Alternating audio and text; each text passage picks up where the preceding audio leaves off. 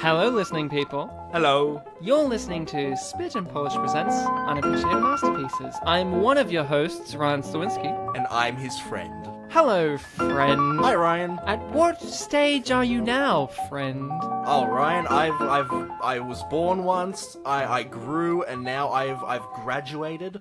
Got 2 degrees, and at my prime, 29, going on 30, and I'm ready to enter the workforce. I'm optimistic for the future. But that's a bit of a long name, so just call me Bartek. Hi, Bartek. Thank you. Hi.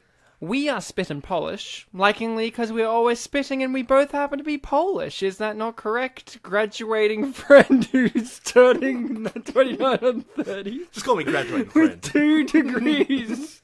Both of them in friend. Yeah. We're both Polish, is that not correct? Yes, we do the verb spit, and we are the noun Polish. That's exactly Oh, it. it's actually an adjective. It's a isn't it? culture. Yeah. It's whatever you want it Well, to be. cultures are nouns. We could be all of it. Let's make it a verb plural too. now. Let's make it a verb as well. Why not? Chuck it in there. We're gonna- actively being Polish on you. We're gonna culture you.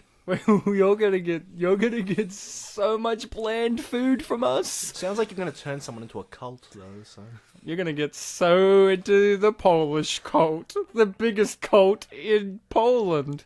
So Bartek, on this show, Unappreciated Masterpieces, what is it that we do on this? What do we talk about? What do we do?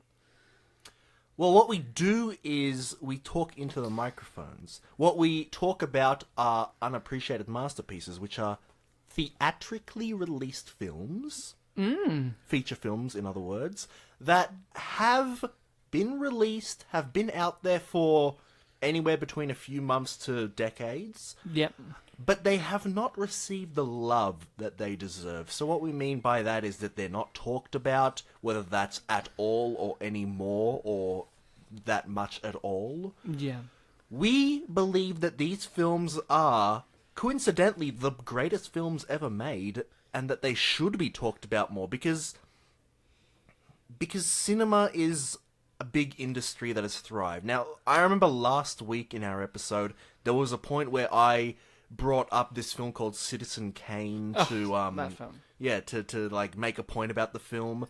And that's an easy thing to do. Like, everyone's heard of Citizen Kane, even if you haven't seen it, it's like the greatest film ever made, or it's very influential. But what we try to create for the world through doing this show is that when you talk about a film that you're watching, you can relate it to great films like Bringing Down the House, Yeah. just as you would for Citizen Kane. Exactly. So, are we doing Bringing Down the House? Is that the movie We we're did doing? that already. Oh, we doing Lost and Found, the David Spade movie in which he finds a dog? I did last week hint at the fact that we could be doing that if I decided. Are we doing that? I mean, I'm not the one that decides. Okay. Ryan, that's me. I'm talking to me now. Yes? Did you decide to put on Lost and Found for this episode? I don't know. Ask Bartek. I had to confirm it with him. Bartek? No. No, okay. So what is the movie? The movie that we are doing in this episode of Unappreciated Masterpieces is Dziś 13, jutro 30. That's a lot of words. Yeah, 4. That was only 4. Yeah. Wow, it sounded like so many words. Mm-hmm. Not English words, though. Yeah, it's been Polish. Oh, because we're both Polish. You're speaking Polish. Oh, here's the awkward thing. I don't speak the language, though. Yeah, I know. I was raised in Australia. Same. Yeah, but my parents aren't Polish. My grandparents were Polish. See? Same. Well, just one grandparent. Yeah. So yeah. Well, yours are different. Yours are Well, I couldn't parents are Polish. Yeah, I couldn't say same for Polish, but then you brought up grandparents, so I was. And then you're like, same. And my grandfather didn't pass on the language because Australia was shithouse when he came here. And they were all like, you better drop that language and that culture with you, buddy, or else we don't want you here. And he was all like, thanks, I just came back from the Holocaust. I'll do anything you want. Whereas my Thanks the white Australia policy. my great grandfather didn't learn English. Exactly. And I bet he was the talk of the town. In the Polish community, actually, kind of. Not in He the, was really not in- popular. Not in the rest of the Australian community, though. They were like, that motherfucker's Well, not then they should speaking have the gone. language. They should have gone to the Polish house in Rowville. Did in Australia, for those who are non-Australians, the terminology used for people who are European, especially back in the day, and now it's kind of spread to other destinations, was you were called a wog. Was your family? Did your family ever get that describing term used at them? Because mine did. Both sides. Like my grandfather on mother's side was Ukrainian. I always thought... And he was called a wog, and that's usually more for like Greeks and Yeah, Italians. I was about to say... Mediterraneans, but in Australia they don't care. They hear an accent and they're like, "You fucking wog," and that's what my family got on both sides. I've always... I mean, obviously I didn't grow up when my older relatives were, Well, growing. Maybe when they but- were growing. Yeah. you're grown now. Yeah. No, I always thought that wog just referred to, like, Italian Greek. Okay, so are we joined by a wog for this episode? Well, we haven't even got to the part where I tell you the English title. Is the movie Wog Boy? No, well, I thought Wog Boy 2 was on the list. Is Wog Boy 1 can be on the list too if we really want. Is it Wog Boy 2 Knights of Kings of Kings Mykonos. Mykonos? I was about to say Knights of Sidonia. I know that you always get the title wrong. I was about to call it Knights of Sidonia by the band Muse. The song Knights of Sidonia. Are we doing the song Knights of Sidonia? Are we now a music podcast? No, I wouldn't be good at that. Yeah, you don't listen to music. Bartek's the kind of I guy still who's remember, like, episodes ago you mentioned some popular Australian band. I'm like, I haven't heard of them. It's like, oh, have you heard of Powderfinger? And I'm like, oh, did they do Eurotrip? And then I later looked it up and it was Goldfinger. You fucking idiot. So Bartek, what's Well, the I'm not movie an in idiot, I'm English? just ignorant. The Idiotic, movie... yeah. No, ignorant. Yeah. The movie that we are doing this episode is 13 going on 30. Oh, you mean Suddenly 30? If you're an Australian. Yeah, in Australia we changed the title like we did for Airplane. Over here in Australia it's called Flying High, Yeah, for right. no apparent reason. Because I guess here in Australia we don't know what 13 going on 30 means, and we don't know what airplanes are. You're pronouncing it really well. Yeah. Wow, you don't even need to call it Flying High like the rest of us. Yeah, exactly. It's a very large language barrier. Is it aeroplane? Close. It's like air, and then plane. Well, I got 13 going on 30 right, so I'm better than half. So two Bartek, seconds. are we joined by a 13-year-old or 30-year-old as a guest? Well, they're over the halfway point, I think. They're over the halfway point. Maybe. Same age as us, right? Maybe. Younger. Maybe? Younger. Okay. By a few months. Oh, I see. It's like... But, we're old enough to, like if we were the Rugrats, the guest would have been, I don't remember who the youngest Rugrat was. I'm going to say... Well, Angelica was 3, Chucky was 2, the rest were like 1. Oh, that's right. Chucky's older, isn't he? Yeah, he's he's in the supposed to middle, be able to talk, but he doesn't because his mum died. I think let's say we're joined by both Phil and Lil. Okay, cool. Rachel Apps. Hi. Hi, Rachel. Are you both Phil and Lil? You're a Rugrats expert. Thank God we're doing 13 going on 30, not the Rugrats movie. I'm not outdoorsy enough to be considered a Phil or a Lil. You consider them very outdoorsy? Yeah, like Yeah, they love dirt and... Yeah, they're worms. they're that's the true. ones that go for the mud. That's true. So what are you, like a dill? You're a dill pickle? Well, that's a few seasons later. Yeah. Yeah, when it didn't get good anymore. That's after the first movie. If you were a Rugrat, what would you be? This is the Rugrat podcast, brought to you by the Rugrats. This is our BuzzFeed quiz. Which Rugrat are you? This is Tangents. I'm the Stu, the dad. do your best Stu impression. He's got a cool voice. podcast. No, I'm the parent. I can't remember Stu's voice. It's a little bit like... It's kind of tricky to do. Yeah, I don't know. You, Bartek, you would be definitely 100%, without a doubt, you're Phil. Oh, thank God. I thought you were going to call me Howard.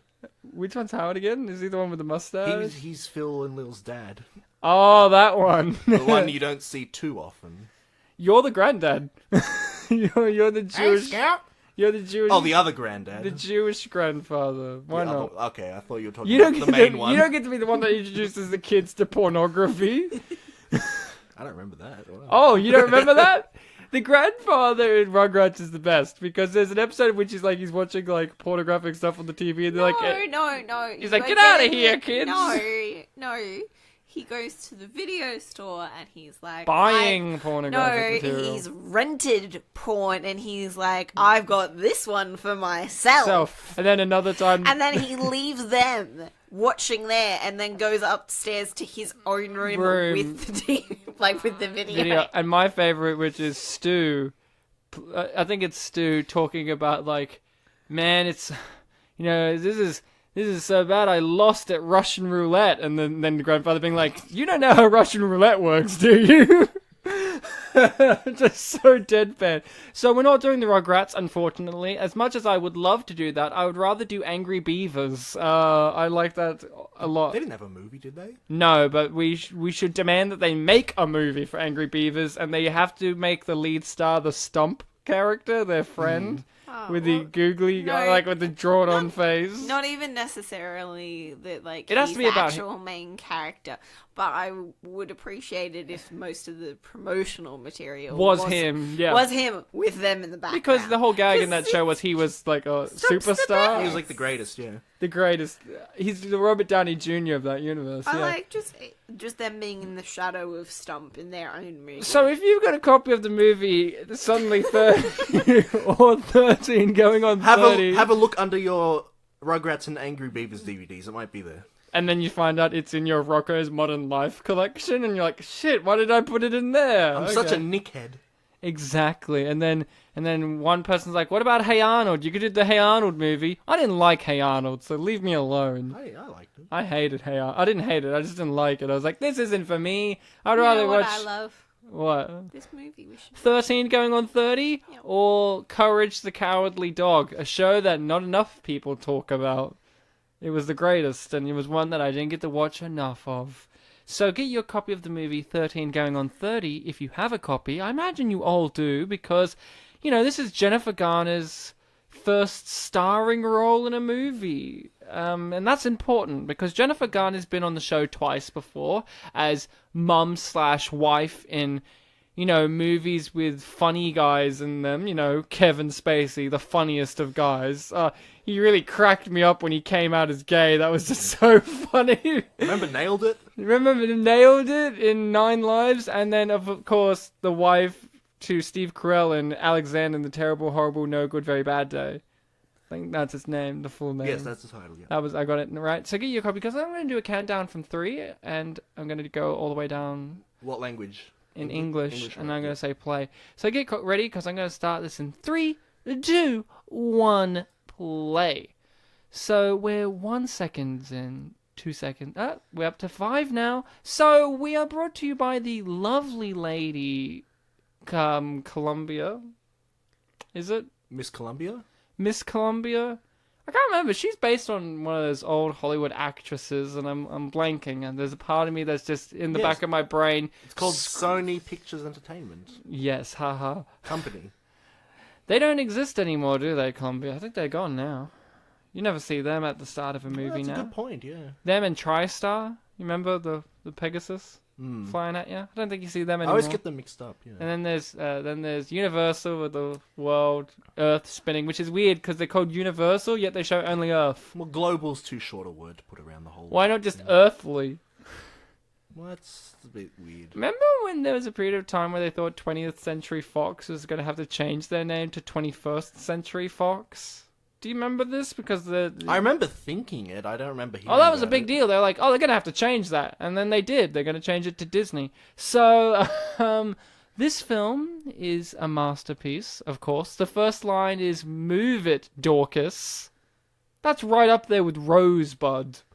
It's not too rude, but it's, not too polite. It's pretty good. It's not fucking hurry up, dickhead, or anything like that. So, it's a bit more PG. Yeah, it's not that. Whatever movie starts with that.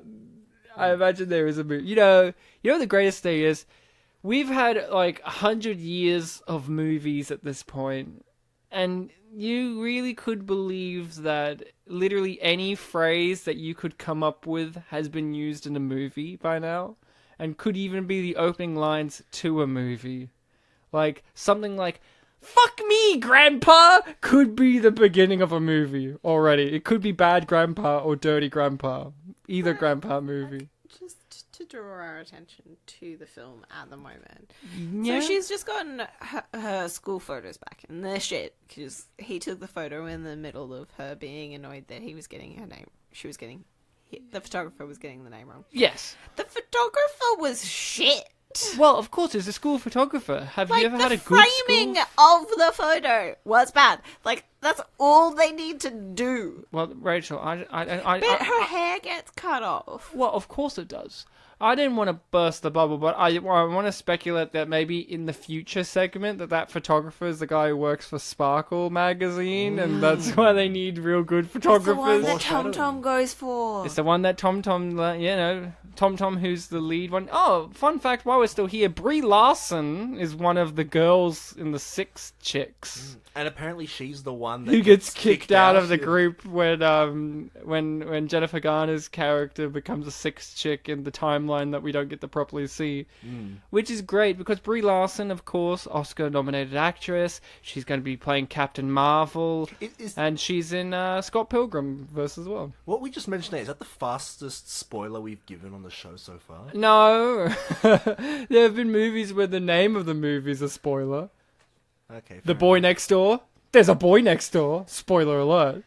When the bow breaks, there is a bow, and it breaks. But when? Was there a bow that broke? No. I guess you could say her waters.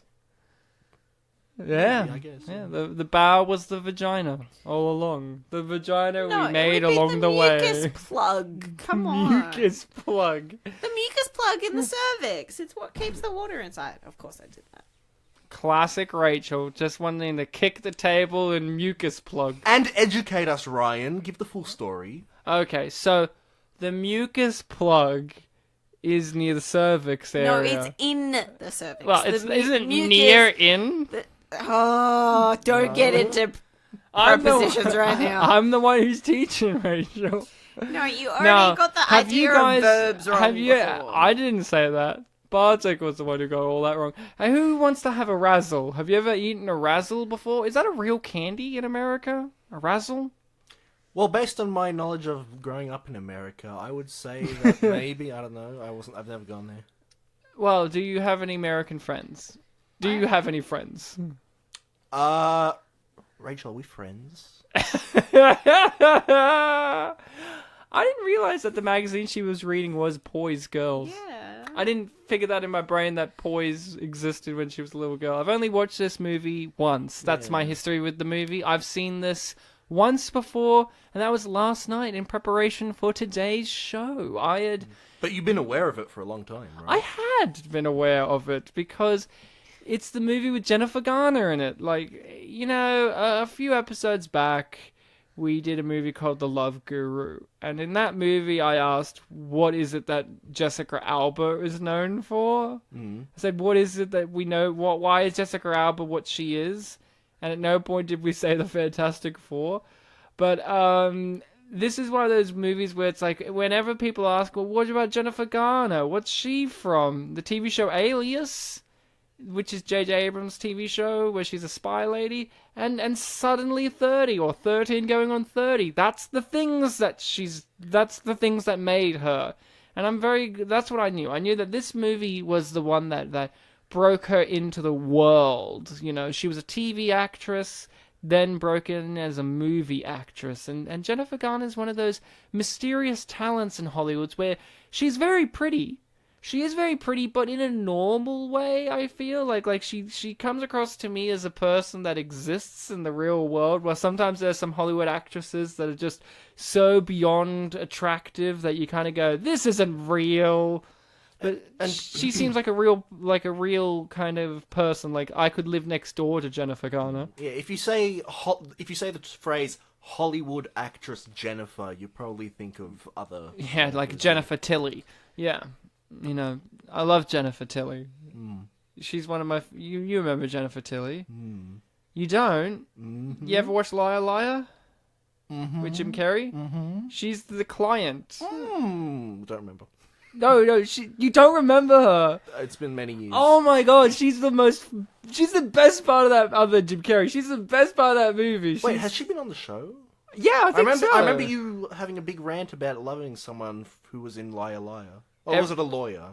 Was it a lawyer? It was the lawyer. It was Swoozie Kurtz. That's it, yeah. No, Jennifer Tilly is also the voice of the bride of Chucky in the Chucky franchise. You know, the Chucky the Killer Doll. Yeah, Child's Play. Yeah, the Chucky franchise. But yeah, she's the bride. She's the one he marries. So she's known for lots of things. Also, she's in the Wachowskis' first movie. Bound, a movie about lesbian crime women. That's always my favorite. But this isn't about Bound. This is about Jennifer Garner being a star. And I have to say, Ryan, that my history is the same as yours, except that I hadn't heard of it for years. But what is Rachel's history? I'm curious. Okay, Rachel, lay it on us. What's your history with this movie? So I probably received this movie when I was about 13. My mum returned home with groceries and this movie, which she had bought alongside the groceries from our local IGA. Oh, so the movie must have just come out and it was on Blu-ray, right? And you bought it from the IGA? No, well, Blu-ray wouldn't have been out at that stage because I'm too old for that. No, it had been out for a few years because for me to be... the timeline wouldn't work out otherwise. So you didn't rush out to the cinemas? No. Was it not playing at your local Cineplex?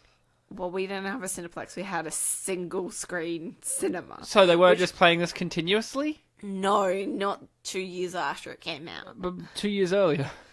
No, I do not remember that. This film's 2004, right? Yeah, during the Munez era. Munez was ruling it. I'm surprised Jennifer Garner, when she hits on a 13-year-old in the movie, the 13-year-old wasn't Frankie Muniz. That's also one of the best scenes in this movie, other than this scene here, in which we learn, and I love this, it's the little touches. We learn that Matt, as a child, is a big fan of the Talking Heads, and I got a little bit nerdy on you. I was like, hey, if he's got a record... he must have the EP for Burning Down the House, because that's not the first song on that album. But then, the movie says, hold on, Ryan, we've got this. It's a cassette tape. And I love the fact that she removes the cassette tape and gives it to him, and then she puts in her own cassette tape. And it's just like she was ready to do this from the very beginning. It's a little touches like that. And then later in the movie, Matt, as an adult, is wearing a Talking Heads t-shirt. And if I remember my Talking Heads correctly, I think it's the t-shirt with Burning Down the House on it, that album. So this movie is very clever. And are we surprised by how clever this movie is, guys? Rachel, you've seen it about 13 times now. Yeah, no, it's solid. There's a lot of things that come back in and a lot of things that have a payoff that you weren't fully expecting. Yeah. Like the little touch right now that her scarf is the same material as her eye mask, and it's very similar to the dress that she wears later in the film. That is true. She does wear a dress. And the scarf is being used sort of as an eye mask.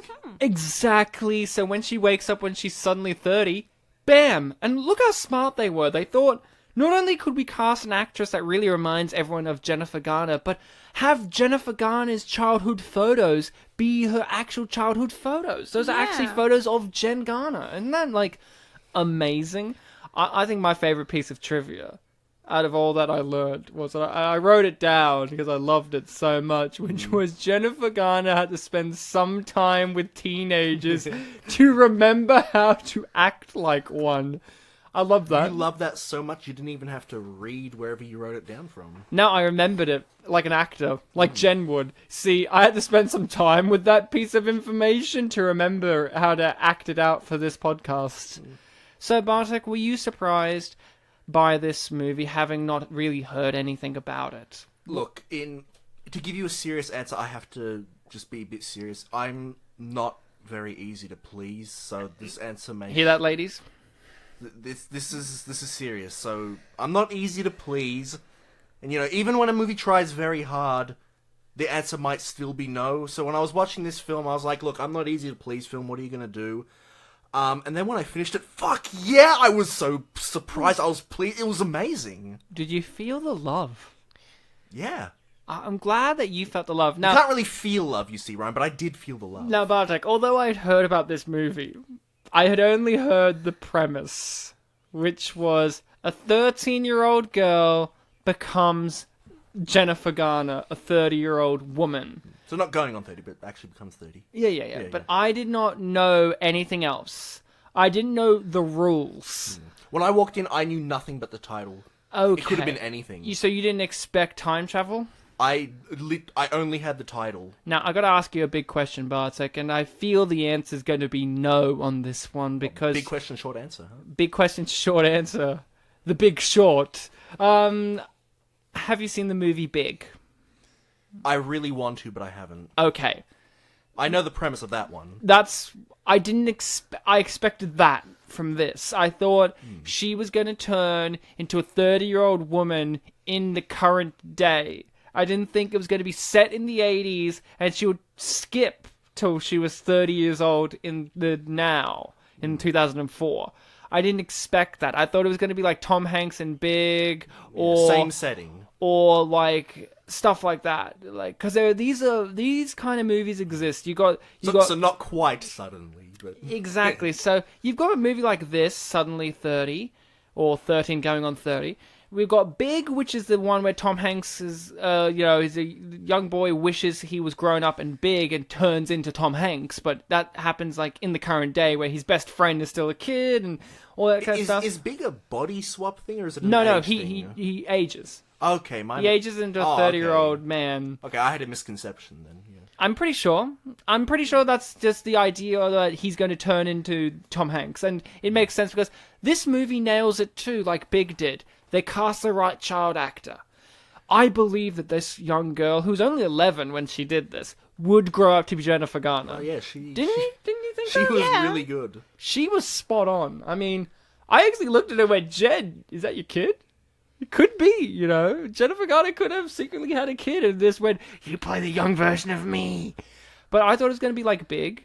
But there's other movies in this genre, and different variants. I mean, you have something like Big, which is iconic. You have something in a different vein, but similar area, which is Freaky Friday. That's a body swap movie, but it's basically young girl in the grown-up body having to experience grown-up things, but they're young girl still. Like, and then, the opposite where the older woman's in the young girl's body. The Lindsay Lohan, Jamie Lee Curtis, or the original, and then... I tried looking this film up on Netflix. It wasn't there, but one of the recommended things was it's a boy-girl thing, which I think's a body swap thing as well. Oh, what was it? I Is remember... it called It's a Boy-Girl Thing? Yeah, I think it's a guy and a girl swap bodies. Ooh, that would be gross. I remember seeing a trailer for it in Poland, ages ago.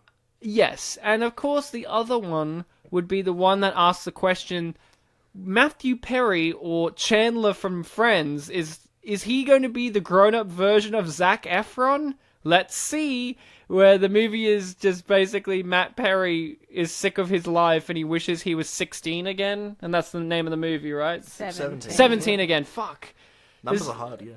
This one has 13 and 30. There's a Freaky Friday, and that one has a 17. We haven't got up to the timeline yet in which Zac Efron's the age that Matt Perry's character was in that movie, but I can't wait till we do to just see how much he doesn't look like Matthew Perry.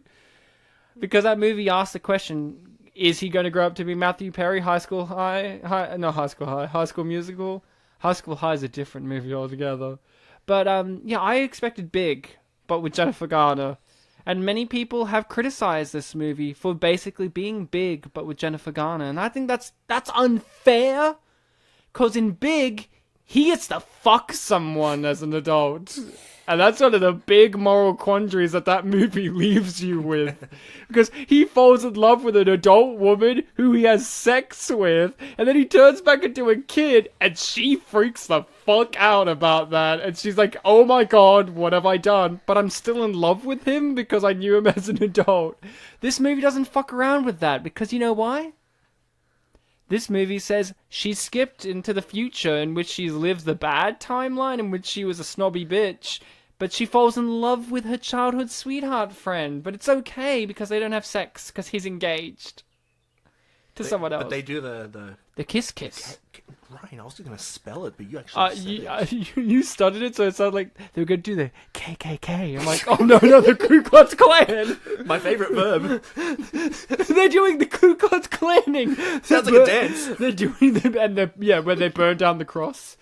Yeah, and it really works with the Madonna songs as well, because Madonna has a few, like, Christ imagery songs in her I catalogue. thought you were going to say white power. She is white and has power, so you've got it there. And she is a Madonna, so there you go. Here we go. Here's Judy Greer, everybody. We all know Judy Greer. She's Lucy in this film. or Tom Tom, grown up Tom Tom, who was the head of the Six Chicks. Now, Rachel, was this your favorite movie when you were a teenager? For a number of years, yes, it was. What was it about this film that made it so high on the list of appreciation? The romance got me. I bought into it. Felt just lovely, warm and fuzzy movie to be wrapped up in and to have on in the background. Or it was just a comforting movie to watch. Oh, so you were comforted by it. Now, what about the comedy? Did that rug you up too? Did you have any favorite particular LOL moments when you were 13? And are they different to your LOL moments as a 25-year-old? I remember the cringe moments more than the LOL moments. Has your cringe moments changed? No, they were exactly the same. So Rachel felt very awkward in this movie at points, because this movie does evoke that humor sometimes. I had one cringe moment, so I'm curious. So, if it's the same. I had no cringe moments. But it was like effective cringe. It wasn't like, why did they do this? No, that's the thing, guys. When we say this is on purpose. This isn't like, like you're watching something like, The Room, in which it has something cringy, but that's not on purpose. Or like a bad comedy YouTube video. Like a sketch or something. We can say their names. Smosh. So, something like that.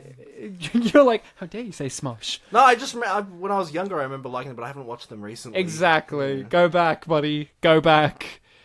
The yellow brick road is stained with blood when you go back. But, this is on purpose cringe. Now, I didn't cringe because I knew that the movie wanted me to, but I didn't find anything cringeworthy in itself. So I'm very curious to hear what your cringe moments were, guys, because I saw Rachel's one. She was covering her eyes, and I went, Rachel, take your hands off your eyes. You got to watch this. So Bartek, let's hear from you, because you had one, and that's leading up to her like 2 or 3 that she had. Well, my only one was right towards the end of the childhood section when she was like, kind of turning on Maddie. And it's like, oh, this is what you're doing, huh? I can see where this is going. And you that's all it was. Oh, okay. And it wasn't like film, you're messing this up. This is like okay, this is what you're doing.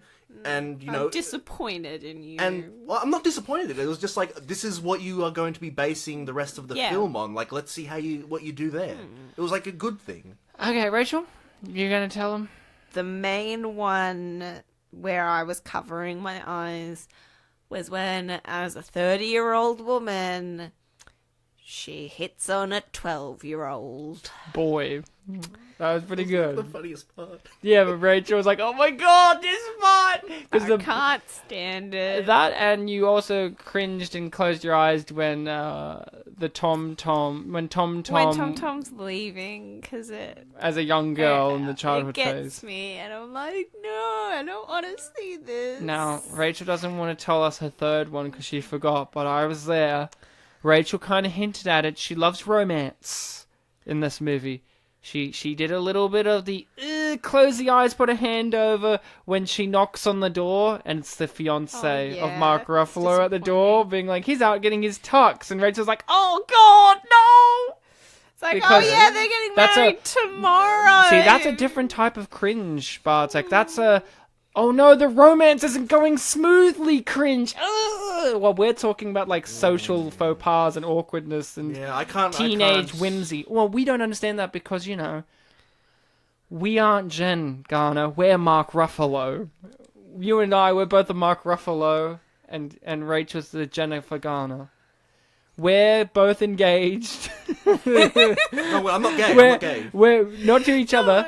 No, That doesn't work because we're both Mark Ruffalo. If we were But both he was- engaged to but- each other, you would be the fiance and No, I'd be Mark But there's a Ruffalo. part later in the film Oh. where Gollum says, Did you call him Golem?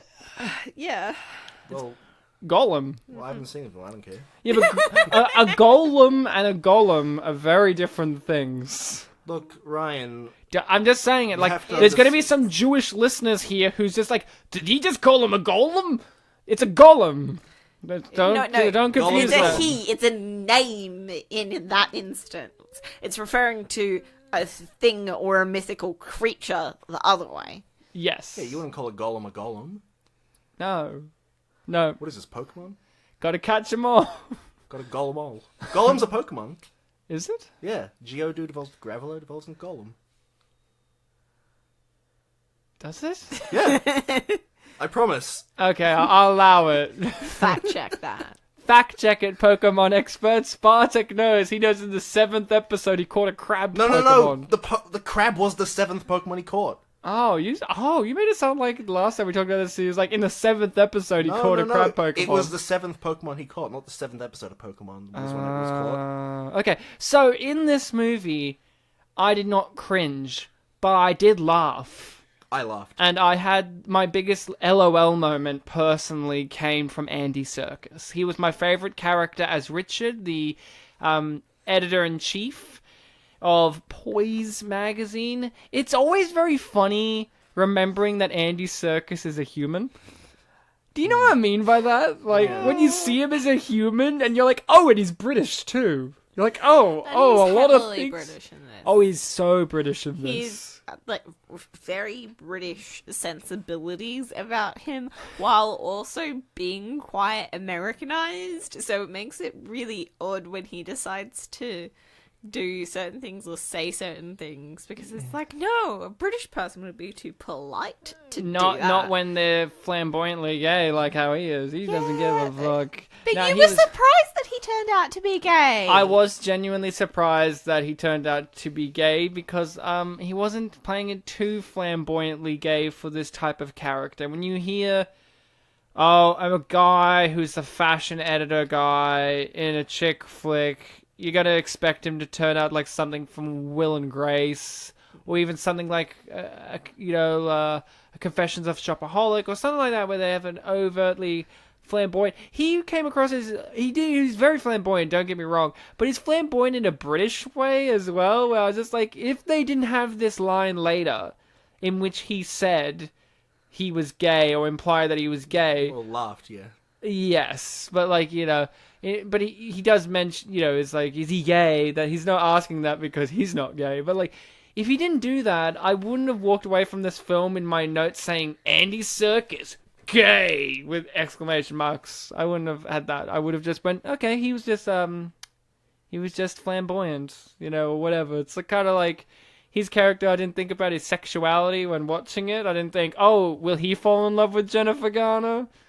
I didn't think that at any point. I thought he was just You weren't thinking about the romance. he was funny. He was the best part of the movie for me. Andy Serkis. It's always fun to see him when he's a human. It's very rare. I like him when he's playing like a Smeagol or a Golem or a fucking monkey, Caesar in Planet of the Apes. But it's always interesting to see Andy Serkis appear as a human. Now there's some Rome. There you go. So, what about you guys? Did you have a favorite character, Bartek? I quite liked Matt. I knew you would. Oh, I guess I'm so predictable. You are. 'Cause I mean, to be fair, I knew you'd like Andy Serkis the most. I'm like, this is textbook Ryan favorite character. and then my twist. Then wouldn't it be a real twist that it wouldn't be? It would be someone. It would be like, no, it's actually Jennifer Garner. It was actually the secretary. Oh my god! Don't get me started on her. She reminds me of the fucking maid, the fucking maid and babysitter in the Parent Trap. Chessie.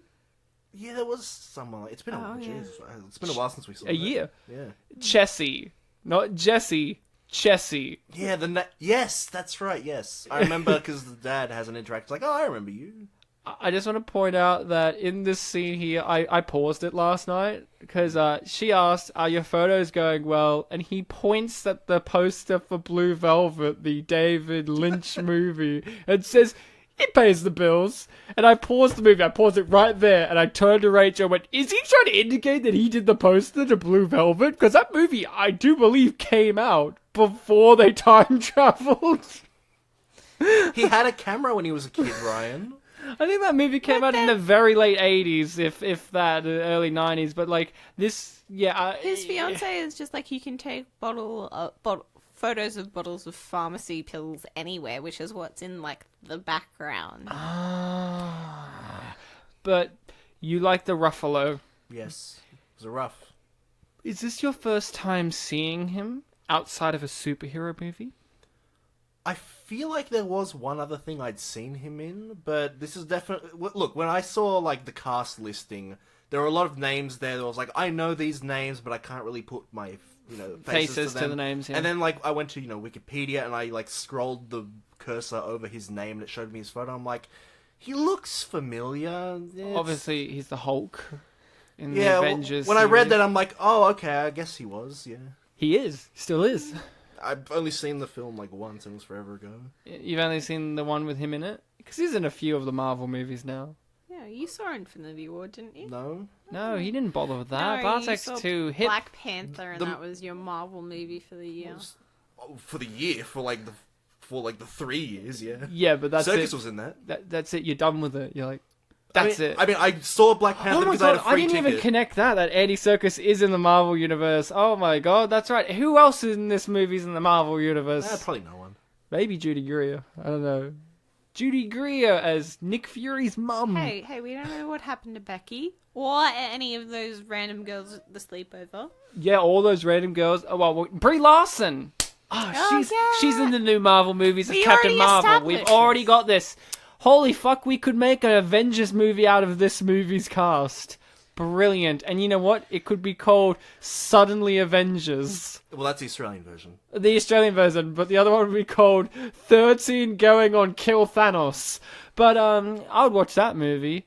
But yeah, Mark Ruffalo, you've not really seen much of him. He's a very diverse actor. I mean, he was in the movie Collateral, the one where Tom Cruise and Jamie Foxx are driving around all night, and Jamie Foxx is like, "I'm just a humble taxi driver," and Tom Cruise is like, "I'm a spy hitman type," and you're just like, oh, crazy hijinks ensue. But the fun fact, I bring this up to you because I only knew Mark Ruffalo from the superhero era of things. I look back at his career, and I have seen him in a few other things. He's in the Now You See Me movies as well, the ones about Jesse Eisenberg as a magician. Mm-hmm.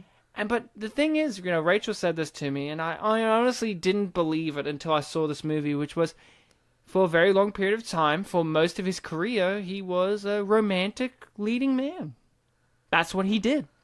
He's changed that now, but he did romantic leading men roles, and I just looked at him, and I go, him? He's not a conventionally attractive guy for the Hollywood mold. He's not Matthew McConaughey. But once I watched this movie, fuck, I wanted to marry him. Yeah. Didn't you? Wasn't he a sweetheart? He was. He just melts your heart. Like, he's just so sweet and polite, but without being sappy about it. He's not dripping with this insincere nature of just, he's like, I'm in a romantic movie. Bring on the sappiness. It's like it's just so, I want to marry him. Yeah, and it's like in a minute from now he's going to be doing the walk away thing. It's like, hey, Maddie, arrivederci. And he's like, yeah. With his hands in his pocket. I mean, look at him. We could make fun of how he's acting right now. He's doing the typical guy in romantic comedy, leaning on things with his hands in his pockets and like looking nervously all the time. But it's like he's in an awkward spot, but he's like being positive about it. Yeah, and I think it is his physical look as well. He has a kind face. You just go, man, what a kind guy. And Mark Ruffalo's an interesting guy in real life too. He's like a big activist. Like, there's pictures of him, like, he's against fracking and stuff, and people made jokes about that. Like, there's pictures of him on a skateboard looking very apathetic. It's like, Mark Ruffalo to, like, a fracking site. He skateboards his way there because he doesn't want to cause any ozone emissions. But, he's cool. Did you know he was going to be in the movie Signs? the M. Night Shyamalan movie Signs with Mel Gibson, the one where it's about aliens and the crops. Yeah, yeah. He was going to be in that movie, but he didn't do it because he got a brain tumor. It's not good. A life-threatening brain tumor, so he couldn't do the movie. So River Phoenix did the movie, and then his brain tumor got fixed, and then he was like, I'm going to change my career. And then since then, he's just been fucking hitting home runs for the most part, like doing cop movies, dramas, superhero movies. He's kind of moved away from the romantic leading man. But you know what? If he wanted to do it again, I reckon he would be welcomed because he is just so fucking sweet in this movie. Rachel? Yeah, enough guy opinions about this. Were you in love with Ruffalo when you were a wonderful teenage man. girl? I love him so much. Yes, I was. Did you want some of that Ruffalo? No, not really, because I was of the opinion that Matt belonged with Jenna, and That's so noble. I couldn't interfere with that because they were meant to be together. But I wanted a guy like Matt, but Matt really and like they are soulmates, so couldn't step in on that action. Well, that's a very fan thing, like having an OTP. It's like, I don't want to date them, but I love these two people together. They belong together. And so much happens. So much happens. So much between happens them. to help that be the true thing. Rachel's tearing up right now thinking about their marriage. They could have kids by now. You know, by the time that... Maybe their couch finally got moved into their house as well. Holy crap, if we really want to, they could make a sequel to this about their 13-year-old kid. But and Chris who wants to turn into a 30-year-old? Crady lives next door because he knocked up a stripper, and that's it's the movie. it's the same story. No, he knocked up Tom Tom. Duh. Oh, she is afraid of Jenna being pregnant at the start. See, this is the sequel. It's like, don't scare me like that because she actually is already pregnant with Chris Crady's kid. I love Rachel. But knows the names. she doesn't know yet. She doesn't know yet because when Jenna got wasted the night before, she got picked up in a cab and it was Chris Crady, and they went upstairs together and had sex, and she's now like not even actually pregnant yet. The sperm is inside, ready to meet the egg and ready to make Chris Crady's baby. It is a Christmas movie too. Imagine that. That was Rachel's fan theory. They reunited fanfic. at Christmas. yeah. That's Rachel's fanfic. Or it's a like Saving Christmas style story where they're both going where home. Kirk Cameron's there trying to teach them about how they're wrong about being atheists, and they're like, "You're right. You got it, I Rachel." was having such a good time, I forgot that I had quiz questions. Now, Bartek, I'm glad that you do have Why quiz did she questions. throw the shrimp? Well, Rachel, Why? that's Why? one of the quiz The questions shrimp- I got to ask Bartek.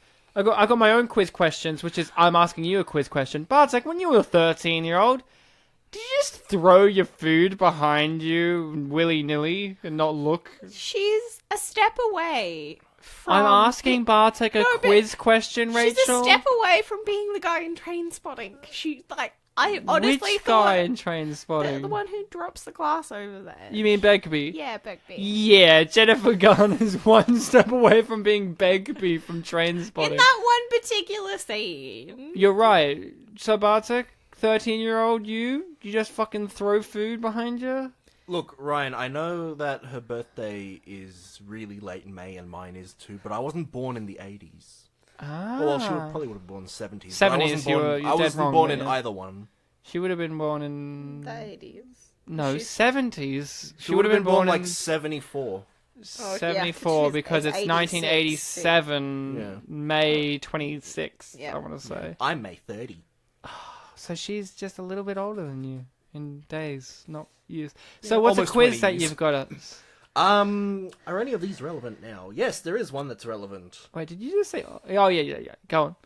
What do you think I said? No. I forgot the maths on things. Yes, go on. No, 1 + 1 is... Fuck you. So quiz me, baby. I'll tell you later. Quiz me up let's my see. quiz hole.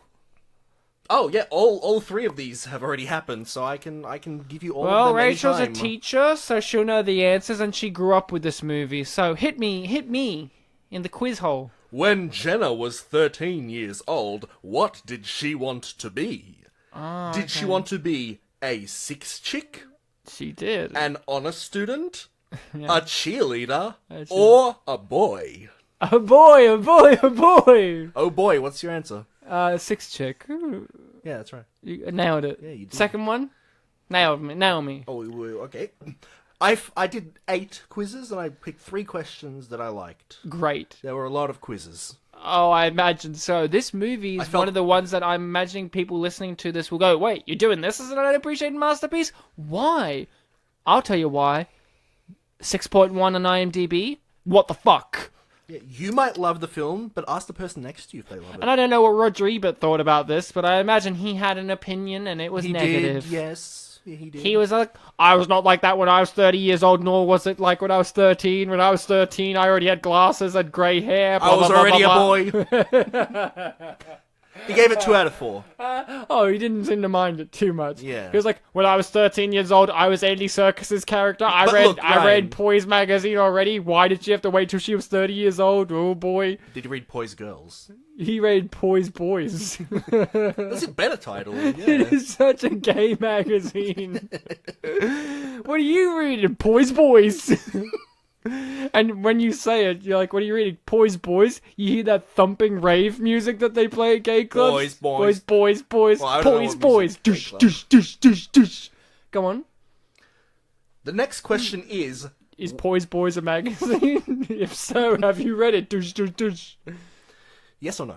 Yes, of course I have. Mm. The answer's no. It's Oh, not in this okay. film. The next question is, what made Jenna turn time forward and turn 30? Okay. Was it the wishing dust got poured on her head? Yes? She found a time machine? Could be. She never turned 30? Yeah. Or, Existentially, what is time? or, the most relevant plot reason, the movie just skipped to when she turned 30? None of those are technically correct. Well, the wishing powder one's correct. No, it but- doesn't get dumped on her head. Well, it kinda does. She knocks it. And it dumped But on her no, head. but dumping on it, it suggests that Matt did the action that he did over the house straight onto To be fair, her head. the word was poured on her head. Yeah. Rachel, It doesn't get... pedantics. It doesn't... It gently wafts. Are you arguing with this user-generated quiz? Yes. Yes, I am. So the answer is... The answer was the wishing dust got poured. Oh, on not her head. because the movie wanted Yeah, a it didn't- time jump? It didn't. It neither skipped nor did it not have her turn 30, or find a time machine. Fair enough. Bartek's favourite song is playing right now, Thriller. Bartek's a big MJ fan. I do like Michael Jackson. Thriller's not like my favorite, but What's your favourite? That's a hard one to answer. There's a lot of good ones. Thriller's got to be up there. I mean, it's got Vincent Price doing the narration at the beginning. Well, And isn't it the beginning as well? No, the beginning's just like sound effects, Oh, I'm not a Michael Jackson fan, like if you could creaky tell. and wind and door Yeah, opening. and I don't then, like and then how- it opens with the dialogue once they finally get out of the theatre. See, the opening. That's what I mean. It's got him at the beginning. No. No, end. No, at the end. It's just at the end that they have Really? that I narration. promise. Yeah, and it's The, Okay. the song literally starts where it starts normally. yeah, Nah. You Yeah, hear the full thing. yeah. You hear the full thing, and then there's the Like, it full cut- intro, and then like It cuts in out the in like film clip. it cuts out in like the middle of his dialogue at the Yeah. end. Yeah. I promise. I don't believe. I'll ask Vincent himself. Vincent, What? where does... Was that your fucking Vincent in I Price like that impression? The DJ just abandons his job That's to your Vincent jump Price. in. But Yeah, he just says one word. That's Vincent Price. I love Vincent Price's voice. He's just got such a... It's so dripping with class and flamboyancy and Is creepiness. it better than Stu But Pickles' we should voice? also Oh, give some credit to definitely. Andy Serkis's dance moves. Yes, right is one of now. the trivia questions, did Andy Serkis learn to moonwalk for this movie, or did he already know how? No, actually, all the quiz questions are about the childhood section. Oh, give me another childhood one. It's the last one. Give it to me, baby. Uh-huh. You like it. What happened at Jenna's 13th birthday party? Did the popular kids wanted to play 7 Minutes in Heaven? I did. Did the popular kids wanted to play Spin the Bottle? Did the popular kids wanted to pair off into couples and make out? Could be. Or did the They had popular... no number. 'Cause Maybe. They had 6 well, chicks. they had they have the original 6 chicks plus Jenna, and then they only had 4 boys. So you Does get, that include Matt? Yeah, He left the room at the time. Though. yeah. He was, came back. He was off getting his Casio when they decided to play one of those games. I'm sure that at the time, Jenna's... Well, I'm sure. You guys just missed the best gag there. You just missed. I didn't even notice this last night. There was a kid with one of those bubble wand things. Yeah. Just doing a huge one, and just a bunch of children ran into the bubble, not giving a fuck. And he just sighed, and the kid just sighed and went, ah. Like that. Just you see the wand go down, like, oh, those little shits. I didn't see the sighing. Oh, that was. See, That's what we call mise en scene. Mise en scene. Popped before they ran. No, into it, no, 'cause they I ran noticed that last directly into the bubble. I Those was little just like- shits. So is it a bubble-related question? Where were we? We were talking about them. I fucking gave you 3 of the 4 answers. How Give do me you the forget? 4th answer. Is it the bubble-related answer? No. Okay. The 4th option is the popular kids wanted to tie Jenna up and take turns throwing candy at her. What kind of candy? I don't know. Probably would have been Well, funnier if I said it What earlier. though. food did they steal from her? Oh, yeah, because they took food as well. I love Yeah. that. What little dicks.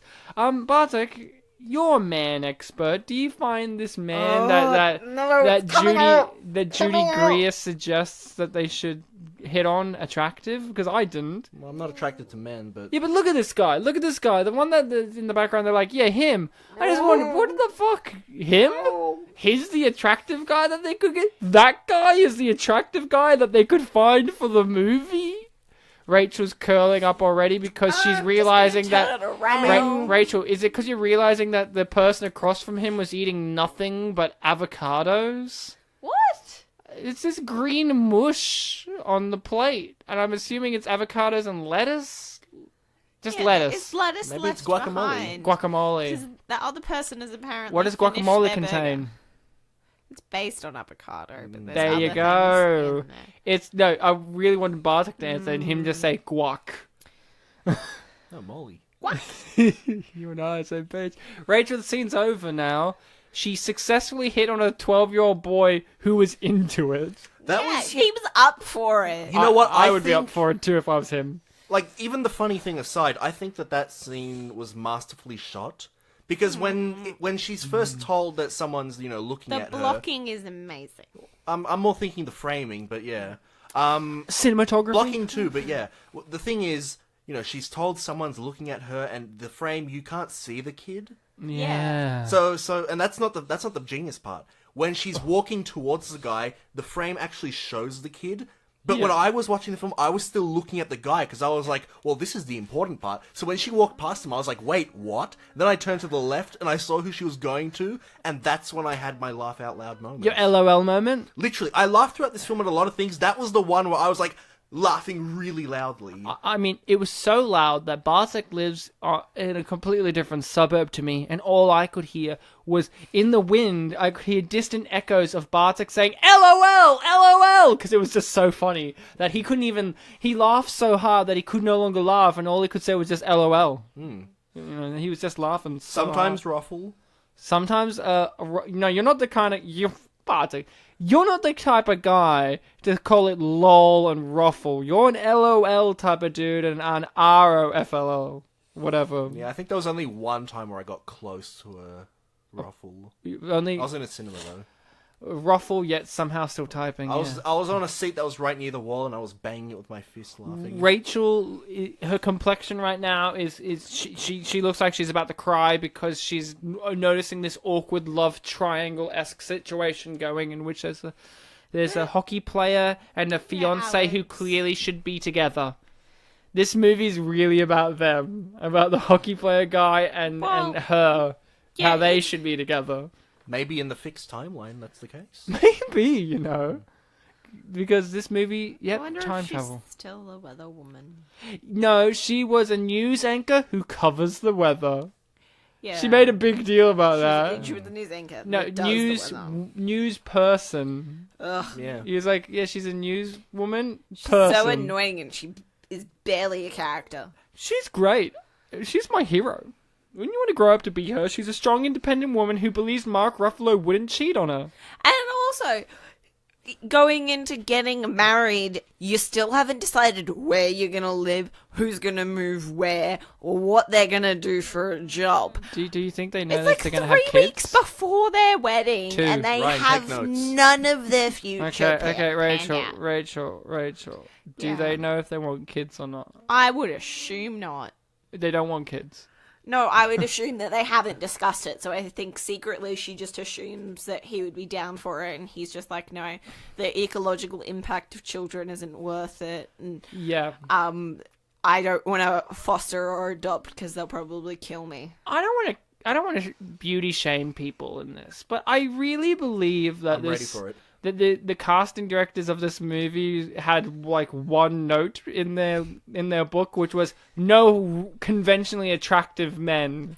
Yeah, Because this guy's not hot. Like, he takes his shirt off and he's realistically fit. looks like a Hockey player. But, like, he's not like Justin Timberlake in The Love Guru. Yeah. Where he's hot, like- but they make him look But goofy. he's teed up the Ice Ice Baby song Well- for his striptease. Well, of course he did, because he's an ice hockey player. But, like, this movie, like, he's not a conventionally attractive guy in the necessary sense. Like, he's got a... He's he cannot fit. dance for shit though. Wait, that's the joke, Rachel. It's a joke. But he's not fit Yeah, 'cause he beyond didn't have belief. Like, he's fairly fit, you know? Like, he's not like... He's wearing whitey tighties. He's not got a six-pack going on properly. He's got some definition, but look, he's just a dude. Yeah. Do you think that the pretty cast? I think the casting director's like, we can't have anyone that's more attractive than Mark Ruffalo for guys, and they're like, fuck, dude, that's lowering the bar real fucking low because he's not like Brad Pitt hot. Old and gross and yellow. He's wearing dirty underwear. And he's going to be very prominent after this point, right? Well, yeah, because he phones her up at the office. But, You know, I like one of the fun facts is one of the people who phones her up at the office being like, put that little bitch on the phone. Yeah, voiced by Mark Ruffalo. And I noticed, even before reading the trivia, I went, hey, is that Mark Ruffalo calling her? And then I look up the trivia. It's Mark Ruffalo. I'm like, Yeah. why? Again, I don't think they could cast attractive people even voice-wise. So They needed to have Mark Ruffalo. how do you think Becky did with her fractions test? Oh, I think she nailed it.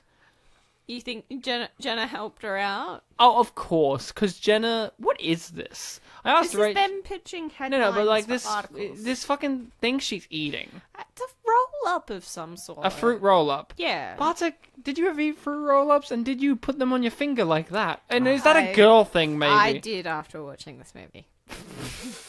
That's valid. Yeah, of course. If you- After I saw this movie, I started to become Andy Serkis. You know, like it just happens to you. That is why Has it you even wear been 24 ties. hours? What? Has it even been 24 hours? That is why you wear ties. I like how he goes, has it even been 24 hours? Like, you need a 24-hour delay to become Andy No, but Serkis. no, 24 hours since you've seen the film. No, It's it been was less. instantaneous. Exactly. So that's I'm becoming him. Like, it's what you guys, because we're not a podcast and you don't get You're visual growing represent. the goatee. You're not going to listen, are you? Just let me no, get it through. No. You guys aren't seeing me, but what you don't know is I'm in a full motion capture bodysuit right now, and I'm being CGI'd into the podcast. That's what's happening. Now, Rachel, you're a girl. And I'm in black and white. And, okay. Why are you in black and white? Because I can. Oh, yeah, because when Bartek saw this movie, he saw that one scene of her watching From Here to Eternity, which is in black and white, and now he's in black and white. No, it's just like you're doing a visual gag for a podcast, so I'm doing one. No gags! See, she's you pulled did it off her finger, and she's not gonna even eat the rest of it. Well, she's being told that she should go choke on a pantsuit. no, she just dying in the pantsuit. In a casual pantsuit as well. Yeah. I hope you choke on your own bile, and that's why she's not going to eat it now, because bile comes from the foods. So I have a question. A quiz question? No, I'm done with those. Oh, okay. Then quiz me, babe. So, you and Rachel are together, right? Sure. Well, we're all together currently. Do I get any benefits for that? Yeah, the benefit of our company. Maybe an answer to whether you're my friend or not. We'll get it later. Yeah. My last name is Friend. So, I'll make it a Twitter poll question. Is Rachel Bartek's friend? Yay or nay? Keep in mind that in what was it? There was the last one. Man of the House. She called me a freak. Is Bartek a freak?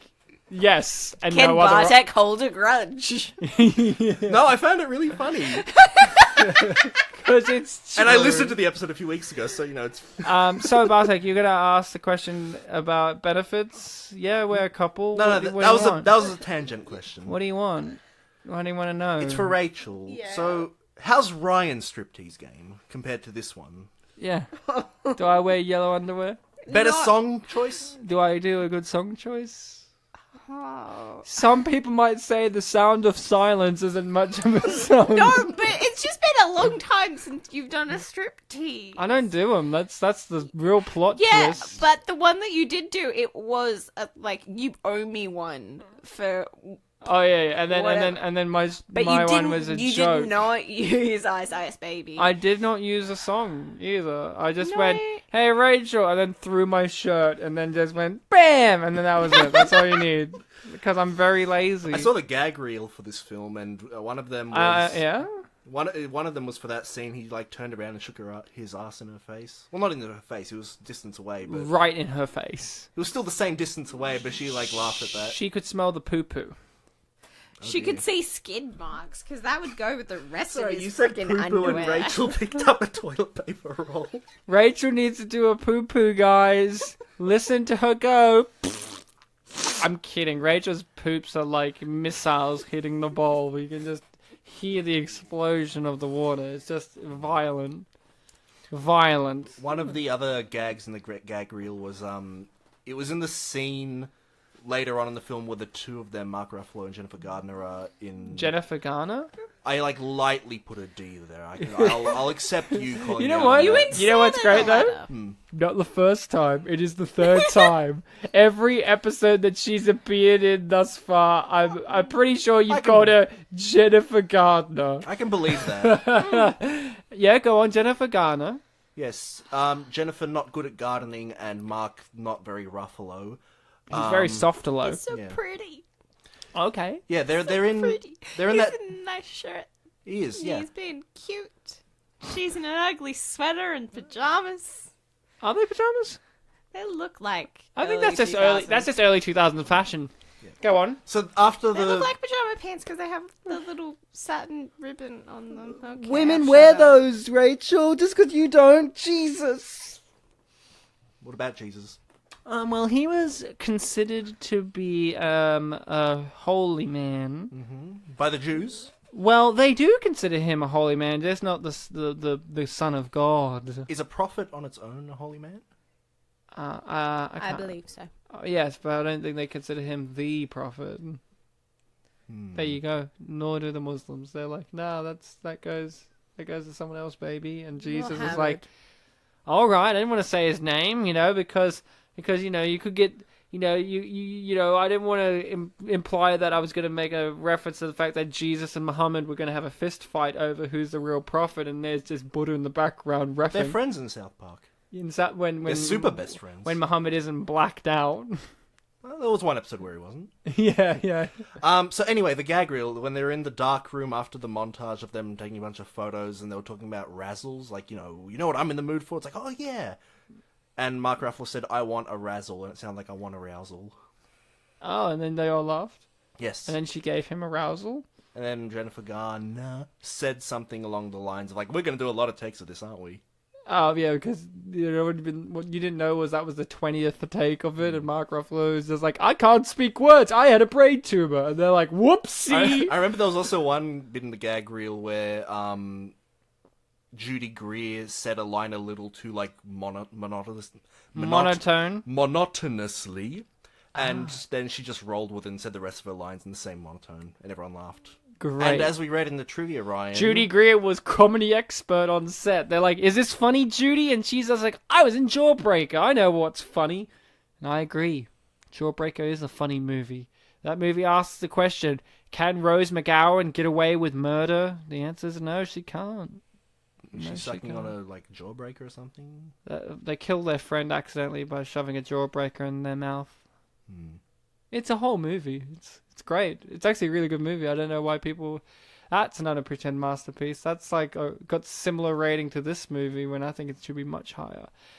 Bartek, did you have any idea where the story was going to go at this point? This is the low point of the movie. Well, much like how I mentioned earlier that, okay, I could kind of see where it was going, and I guess this would be a sort of criticism I would have of the film, even though it's more on the audience than it is on the film itself. I get it. Is, okay, she's 13, and for whatever reason, like, Roger Ebert made a, drug joke for it, like, oh, magic dust, whatever, let's go with it. Okay, Roger, very clever with drugs. We got it. You were snorting magic dust, and you just wanted to put it in your review. Real wicked. I think, actually... What's next? The Rock gave you some food to give you better rating? Oh, yeah, that's right. He did. You hack. I think on RogerEbert.com, like, for the, the things that are in this that justify the rating, it does actually have drug references on there.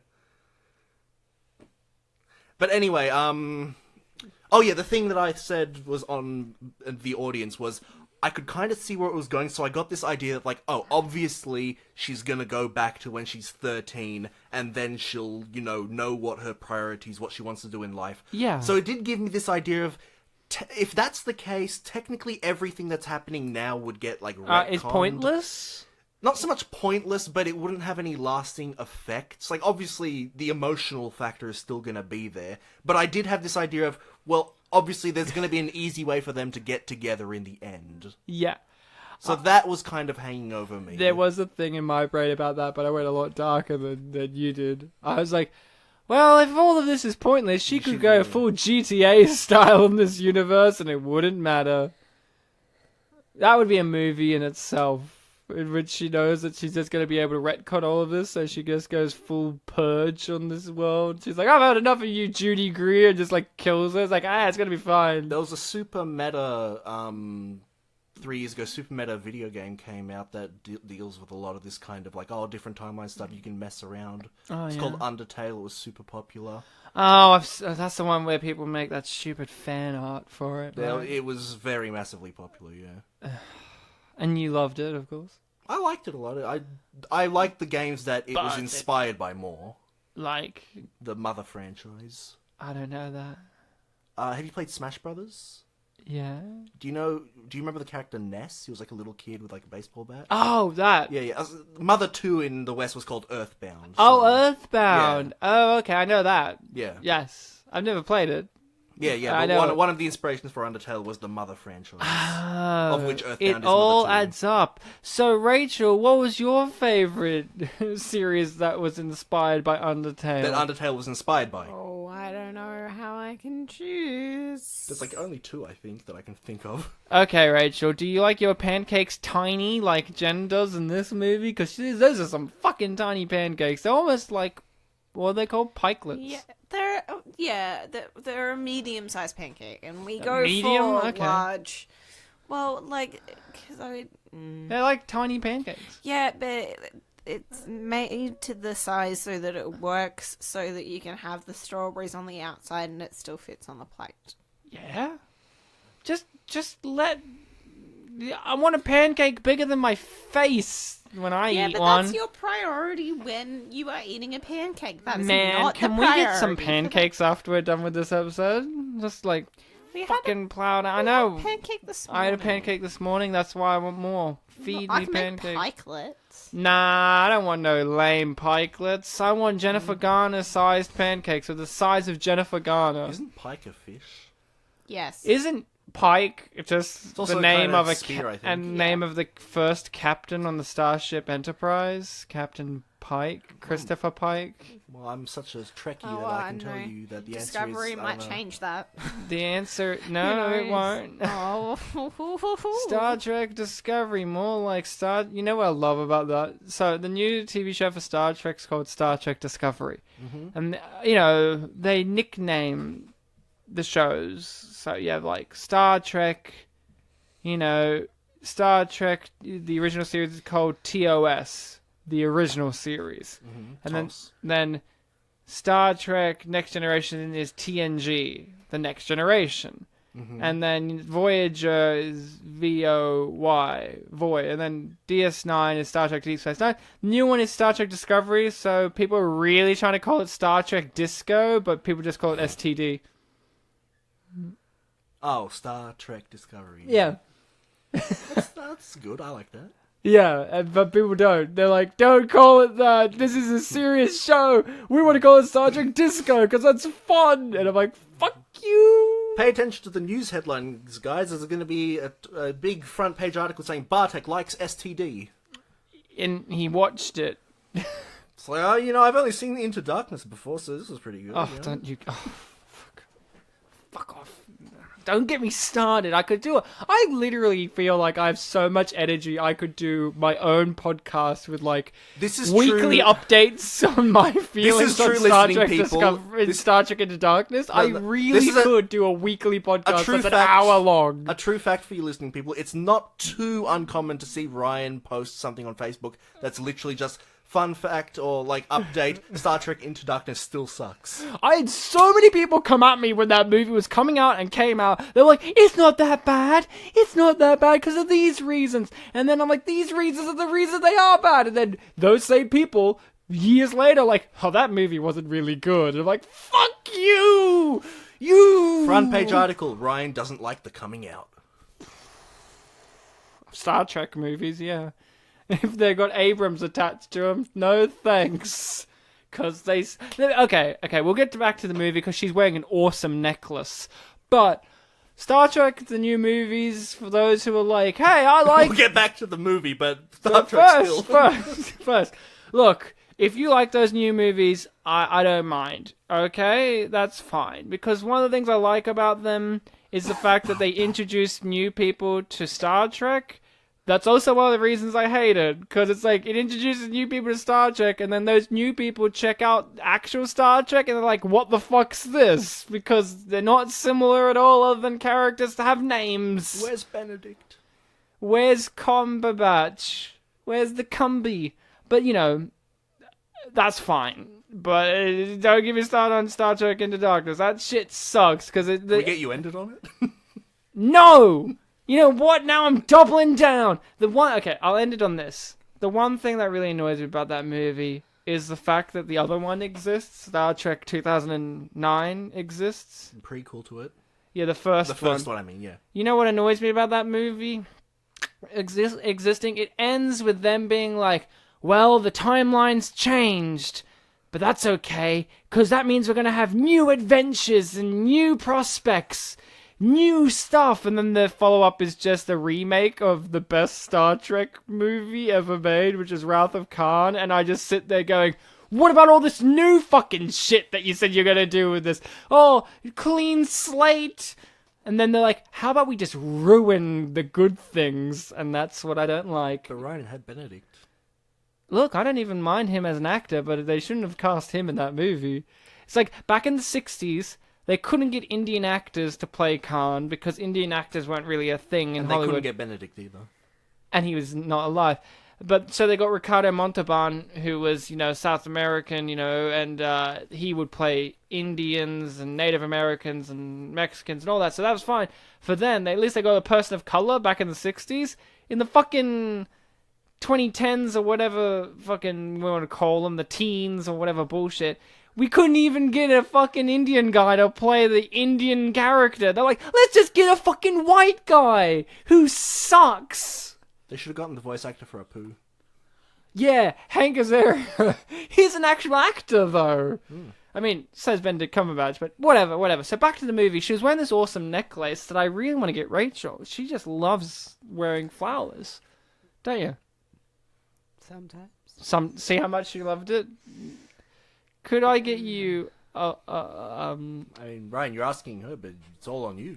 It's on me to buy. Yeah. But I need approval first, because I don't want to buy a fucking necklace and then she doesn't wear it. You don't have a partner, so you don't understand, and you don't need to worry about money, Bartek. I But do have a partner. me, His name's Ryan Slinsky. I get it, but you don't buy me shit. Yeah, it's true. That's true, but think about it. It's like all these times, no. But Rachel, it's getting to the point in which they're out of the low period into the romantic high. Yes. Was this your favorite movie, Kiss? It's okay. This I know, like, it's not this my did come after it's- Spider-Man, so you It's got to not consider. my favorite movie, Kiss, but it is one of my favorite romantic scenes because it's not just the kiss; it's the build up to the kiss is so enjoyable. Like the physical momentum because they're on swings. I didn't intend the pun, but yes, that is part of it. I'm laughing because there was a quiz question related to it that I didn't include. I was laughing But internally. one of the because that. options was like, when did they kiss? And one of the options was like during the swinging. So it's a funny little mental image. Yeah, it's funny because they're not in line with one another, Yeah. going different ways. Bartek, I know, I don't even need to ask Bartek. I feel like I know what his favorite movie, Kiss, is, and if he disagrees, I will be very upset. Okay, what is it? Denny kissing Johnny on the forehead after he had blown his own brains out. No. It was Mark. Mark, kissing him on the eyeball, basically. It's your favorite, right? It's gotta be. And if you say no, it's something else, you're fucking a liar. I can't think of anything else, so I guess it would have to be. But that scene's so great because that shot, it's like, so manic, but then that shot is like silent and he slowly goes towards the forehead kiss. It's like, what is this meant to He be? kind of doesn't get him even on the forehead. He's got like on the brow, on the eyes. It's so awkward. It feels like it's meant to be like a really poetic moment. Like there's meaning and then behind Denny it. comes in being like, Like the torch Tommy! has been passed. That's my favorite bit. Johnny. No, he says, Oh yeah, that's Tommy! right. Yeah. And you're like, no, it's Johnny, you fuck! Please. Leave him! Leave us! When he says leave us, it sounds like Frankenstein. Leave me alone with. Leave me alone with him! Like, leave us! He sounds like Frankenstein with sounds like a Frankenstein with his monster, like, leave me with the body, or leave us! So Rachel, is that kiss better than this kiss? Yeah. One involves a dead body. Can you guess which But it's movie? not. But it's not necrophilia or anything. Technically, it could be. If we didn't know, the room faded to black. We don't know. We don't know what happened with Johnny/Tommy's body after. Well, we hear ambulances real quick. I don't know. It's hard to pick, I know. Is this your favorite sleepover scene in a movie ever? To the point in which the director didn't want it in the movie because he thought it ruined the romance subplot, but then he realized it's the best scene in the movie. Best sleepover, I think. Oh, I can't remember what movie it is in, but there's one where they do like mattresses down the stairs. I think it might be Wild Child. Oh, Rachel's has been saying for years, when are you going to do Wild Child on the show? And I'm like, never. Is it too good? It's just too good. I mean, the name of it is just too wild for this show to handle. But if you guys at home message and request Wild Child, maybe we'll do it. Maybe if we're feeling brave, we'll double feature it with Lost and Found, the movie which David Spade finds a dog. Let's not double feature on Unappreciated Masterpiece. It's a bit too much work for me. Why? There's a lot of YouTube comments. Yeah, all of the comments for Lost and Found one would just be David Spade being like, I remember this day when I shot this. So, Bartek, was this your favorite scene? Could you understand why the director was hesitant to put it in, and then understand why he was wrong? Well, Ryan, this is a film where a 13-year-old girl has suddenly become 30. So it makes no sense that this sudden shift, which even the Australian title has the word suddenly, would have a 30-year-old acting like a 13-year-old would. Ah. But she's no longer dressing like either to me, really. Well, that's on purpose, you see, because the director on purposely chose that as the film progressed, her style would become less childish and more adult, while Judy Greer's character's fashion sense would become more overt and over the top and evil as the movie went on. Because we've got to remember, this is the director who brought us Bride Wars. That guy knew what he was doing, because he's dead now. Mm-hmm. He died of pneumonia at the age of 45. His name was Gary something? Winnick. He was winning, all right. Yeah, I didn't really recognize. He did the Charlotte's Web movie with Yeah. Dakota Fanning. I didn't recognize his name, but when I looked him up on IMDb, like in the listing of like all the stuff he'd done, producer was the most. You know, Oh yeah. But aren't we all The most producers? Aren't we all producers at the end of the day? Not me. I'm an intern. Yeah, Bartek's an intern on this show. I don't pay him because that's what you do with interns. You don't pay them. You know, Bartek shaved his beard. I just have to raise this. I keep forgetting too. Bartek has a beard usually. He shaved it, and he looks suspiciously like a very European Mark Ruffalo right now. It's very suspicious. Is that true, Rachel? No, you still look like Jack Black to me. Okay. That's what the kids say. What OTP is Jack Black part of? Well, School of Rock. An entire school? Him and The the entire principal. school. Him and Joan Cusack. The chick. Okay. We had her in an episode recently, Joan. In Chicken Little, as the voice of the ugly duckling. And I'm like, if there was anyone to be the voice of an ugly duckling, it's Joan Cusack. This has Andy Serkis's best moment, in which he just starts riffing to himself about things. Yeah, this scene was... some of his lines here were improvised because in the gag reel they showed a bunch of takes. And he's a funny guy. Look, Were they all about his testicles? Yeah, all the testicle ones were the improvised bits. Well, I imagined that the writer didn't want to write testicle gags in there, but Andy came on set and he went, "Oi, oi." That was my Andy impression. He went, "Oi, oi. I'm on the Lord of the Rings and I want to do bowl gags." Then he said, And they're "Hey." like, "We don't have bowl gags." And he went, "Testicle jokes, son." And they're like, okay, let him do what he wants to do. He's still in his Gollum method acting at the moment, where he's like, And then the crew were like, "Hey, are your testicles your precious?" And Andy Serkis just like put his hands on his hips and shook his head. do you find it weird he was doing Lord of the Rings when he was doing this? They really get a lot of mileage out of that Jennifer Lopez cover, because it's appeared in so many shows. Hey, J-Lo's our hero. She was in The Fella Next Door, a great movie about a fella who lived next door to J-Lo. And someone who was going on 20. Oh, yeah, exactly. So, we're at the climax scene in which we learn that Jennifer Garner... Throughout the movie, we've been learning what a terrible person that she's grown up to be, but we didn't realize until this very scene here that Jennifer Garner was betraying Poise magazine by selling information off to their rival, Sparkle, Mr. Sparkle. which was really shocking to me. But then I read the trivia and rewatching the movie. It's set up very early on when she's looking through her mail. Yeah, but it was set up during the part where like you're still coming to grips with what on earth is happening. So Exactly. it's a kind of foreshadowing that you would absolutely not get on the first viewing. But that's what this movie's for. Repeat viewings. This movie rewards the audience. Rachel, how many times? Well, you probably wouldn't know, but like ballpark, Oh, she knows. more than a dozen times seen this film. Yeah, today is roughly my 13th. There we go. 13. Going on 30 eventually. Eventually, if we keep watching it. If I press the repeat button on the player, we could make it 30 times. We'll be here for a couple of days, but we could. So, Bartek, you ready? You ready to go for our 13th time? Oh, well, yeah. You ready for a kiss? Well, if we have to watch it 17 more times, then it'll be 15 for us at the end. Well, we can bail out at some point for Rachel to keep going. We can go get some food, relax, So how talk many- about the Get those fun pancakes. times. So how many times will we have to see it then? Well, if this is our second time, Oh, do we want to go to 13? we are going to 13. Okay, yes, She's I going see. to 30. Yeah. Right. So Rachel will have like 7.5 hours, or 6.5 hours to herself. well, 7.5. Yes, because she's gonna have to watch it 17 times. Is that correct? Yes. 17 times, and we only have to watch it. One time for every year that passes in the time skip.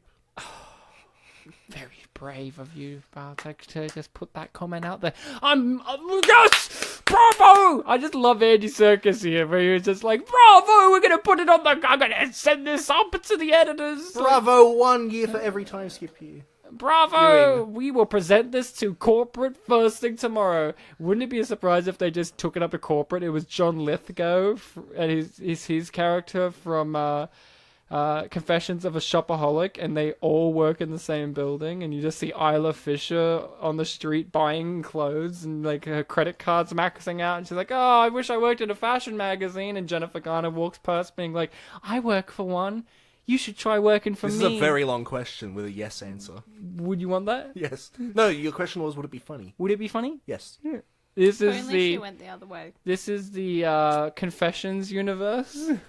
Confessionverse. But is this, which timeline is Confessions in? This one, or the one that gets fixed? The good one. No, the bad one. Yeah. Because, you know, in the good one, Isla Fisher wouldn't have an addiction. I know. All because that 13th party went well. No, you know, it's a butterfly effect. Yeah, I know, yeah. It's a massive butterfly effect. You know what? There is actually a sort of maybe potential butterfly effect to this show being what it is thanks to this film. Yeah. Earlier, when right after before the Thriller dance, they met the reporter from Sparkle, the lady with The the red editor hair. in chief. Yeah. When I looked at her, I said to myself, she looks familiar. She does. Has she been in something that I've seen? Yeah. And I looked it up, and she was in... Now, brace yourself. I'm braced. I'm going to bring up that thing. Oh, okay. She was in Saved by the Bell, the college years. Oh, fuck off. I told you to brace yourself. I was thinking like a voice actress in a fucking Final Fantasy game or some bullshit. And I was like, I recognize her because she looks like a character. But no, I wasn't ready for Saved by the Bell. Oh, fuck. No, okay, but I'll get through this quickly. So, Okay, yeah, yep. didn't stand out too much to me. She was one of the mains, but it was a short series. She was a drama major in that. And that was probably my first time thinking, you can go to university and do drama. Yeah. I'm not saying that was the reason Look, Ryan, I'm not saying that's the reason why I did drama. I genuinely love drama. But I'm just saying... It let you know that you could advance it further. There though. could be a potential for me having gone to university because I knew that. And what did I do when I went to university? I met you. Yeah. And what did So we do now- after we met? We made a podcast. Well, yes, that's true. That is true. And then now here we are. And then So- Rachel called me a freak. And now I can blame Saved by the Bell for every problem that you've given me. Brilliant. I haven't given you any problems. I said Talking so about must be Saved true. by the Bell so much is one. I told you to brace yourself. I know. Doesn't mean it's not a problem. And you say so much. It's been a while. It's like every episode for me. Fuck. It's been a very long If you time. listen to the podcast, they make a TV tropes page for us in which is like Bartek references Saved by the Bell. Ding. There'd be a lot of things- Ryan hates Metal Gear Solid 2. Ding. Into Darkness as well. I don't reference that on the show very much though. That's That just is something true, in yeah. my life that I reference. That'd be on the trivia page. That'd be on the trivia. Fun fact: Ryan's least favorite Star Trek movie is Star Trek Into Darkness. I won't say Star Trek 2 because fuck you. Your It's mileage like may the vary. It's like the fucking 12th movie. Your mileage may vary. Is Ryan funny for interrupting Bartek, or is he a jerk ass? Jerk ass. Yeah. Another TV trope would be Bartek. The wooby. What? That's the person you feel sorry for. In Polish. No, that's one of the tropes. Oh, I'm not up to the TV tropes. Well, the other tropes would be Bartek speaks Polish and Ryan doesn't understand. Oh, there is a bilingual trope. It's called a bilingual trope. Nailed it. So, Rachel, you were a bit cringy during this last night. Are you cringing now? Less so. Is it because Jen's wetter than you remember that she was when we watched it last night? Because she is for me. No, it's because Wendy is doing a good job. And she actually feels like a nice person. So you retract what you said about her earlier. Oh, she's dumb. No. If I was engaged to Mark Ruffalo, I wouldn't think he would be She cheating dumb. on me. You know what? I actually did look up this film on TV tropes? TV tropes, and in the Your Mileage May Vary section, there was a thing for like some fans are unfairly critical of Wendy, even though all she really did was these two things that aren't that bad. No, it's just the fact that she's just unprepared for her impending marriage on many levels. No, she's prepared. It's Mark Ruffalo who's not prepared. No, so if but it's she his shouldn't fault. have agreed to marry him and planned an entire wedding without them deciding where they were gonna live. Rachel, she's too busy commuting to figure that out. To Chicago. To Chicago. Yeah, but it doesn't even look like they live together. Like, there's nothing of hers in his apartment. Well, we only see, like, one bit of his apartment. Maybe if you go to their bedroom, you'd see, like, tampons on the floor or something. Yeah, but we see the wall of records, which is a nice What, you don't think allusion- she likes records? No, it's a nice allusion back to Jenna's dream house. Ah, Jenna's dream house, which is very important. Comes back. Jenna's dream. I'm sorry, but look at this outfit that Judy Greer is wearing. It's like a nice little blue dress, but she's got like a little scarf thing, looking like a weird tie. It's nailing it, Jenna. Her outfits would make her look evil. To Nailing me. her like, evil outfit. the The slit's very high up. The mermaid one is kind of weird, but not necessarily very evil looking. It's just green. Yeah, I didn't realize that her favorite color was green until you see her office is green. I like green. Do you? Is it your favorite color though? Yeah. Is it? It's up there with purple, yeah. So is it your favorite or is Or is purple it tied higher? for first? Like how No, they're tied no for the ties. hottest. Green's always been my favorite, but in recent years, purple has been moving up there. Moving up there. So where does purple is moving up the hierarchy, but least so far favorite? green still Green's trumps. still up there. least favorite? Least favorite color? Brazil nuts. No, I'm not really no. sure. Like, are we talking like the basic colors? Roy G. Biv. No, I haven't met him. Yellow. I think yellow is most people's least favorite. I know our friend Reese, that's his favorite You color. remember? Well, Reese is dumb, but you remember yellow was a very important color in Bride Wars. And I like that this director, in his two chick flicks, uses color in a very important way to highlight characters' intentions, their motivations, their personalities. Because, you know, this sickly green color really does match Tom Tom or Lucy's kind of scheme, because she is loathsome and icky and all of that, and it kind of really works. You know, I think it's a really brave thing that Gary did there. Yeah, green's a double-edged sword. You can use it for something very nice, or you could use it for something very icky. It could represent nature or sickness. What did green represent in Lemonade Joe again? Green in the film. I remember it was Lemonade during the Blind Joe. song. Sadness, was it? Sadness. Yeah. When I'm sad, Czechoslovakian films use green as a highlighting color. So Yeah. there you go. When they tint the frames, yeah. Yes. Or paint, whatever they do. Tint. Tint. When they paint them. There was some film that... Yeah, when they colorize Was it the movie. Nosferatu? Oh, who knows? I don't watch That's a good chick flick. classic movies. I watch movies that ask the question, should Jim Gaffigan, the comedian, be in them? And I say, yes, he should. Man, he was in The Love Guru. Yeah, and here he is now. Yeah. This is 2 Jim Gaffigan movies we've covered In a very short period of time. in like a month or two, yeah. We are Jim fans, according to Jim fans as well, but that's not the same Jim. That's a They do good Belushi. mowing. That's an Australian reference. Jim's mowing. Took me a little while. I was like, what? Does he know Jim Gaffigan mows lawns? I mean, he does look like a guy who would mow lawns, doesn't he? Well, there's grass behind him. At least she pays him. She for the threw money taxi at ride. his face. Well, she'd be doing something illegal in this timeline that would be retconned. She's not go- She didn't want to do the That's- GTA method. Yeah, that's the GTA that Ryan wants to do. I love that.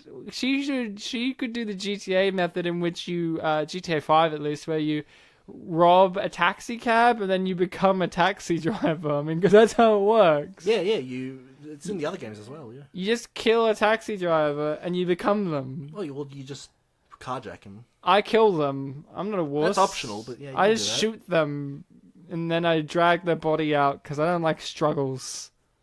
I like results. In GTA 3, Death is a result. In GTA 3, when you carjack a taxi, one of the voice clips that you always hear is, "Get in the back, ah!" It annoys me in GTA when you're struggling with, like, when you get them out of the car, they never really struggle back too much. Like, I was expecting them to, like, punch you and then get back in and drive, but they always just wait till you drag them out. They lay on the ground for a bit, then get up, brush themselves off, and decide whether to A, walk away, B, swear at you, C, phone the police, or D, come after you. Phoning the police is very futuristic GTA. Futuristic? Yeah, that didn't happen much in the old ones. They didn't know what they were. I like 2003. it. My favorite GTA was GTA 2 growing up, where it's a bird's eye view, because it's the only one I had. Give me all your money. When I could make friends with all the gangs, so I could drive around any territory and not get hurt. That was my gaming experience. But Mark Ruffalo's back, and he's getting married, Rachel. Are you upset that you know he chose to get married even though he technically cheated or had an infidelity moment with Jen here? You don't like in this bad get the timeline he would have sense. married her. He has max respect with everyone. You don't get the sense that he would have told Wendy either. Oh God, no! Wendy wouldn't be down with that. She's a news person. She would get on the news and be like, "Forecast for today is Mark Ruffalo's a cheating scumbag." But I love Matt. Yeah. And then people in Chicago would be like, "Who's this Matt guy? Is he gay?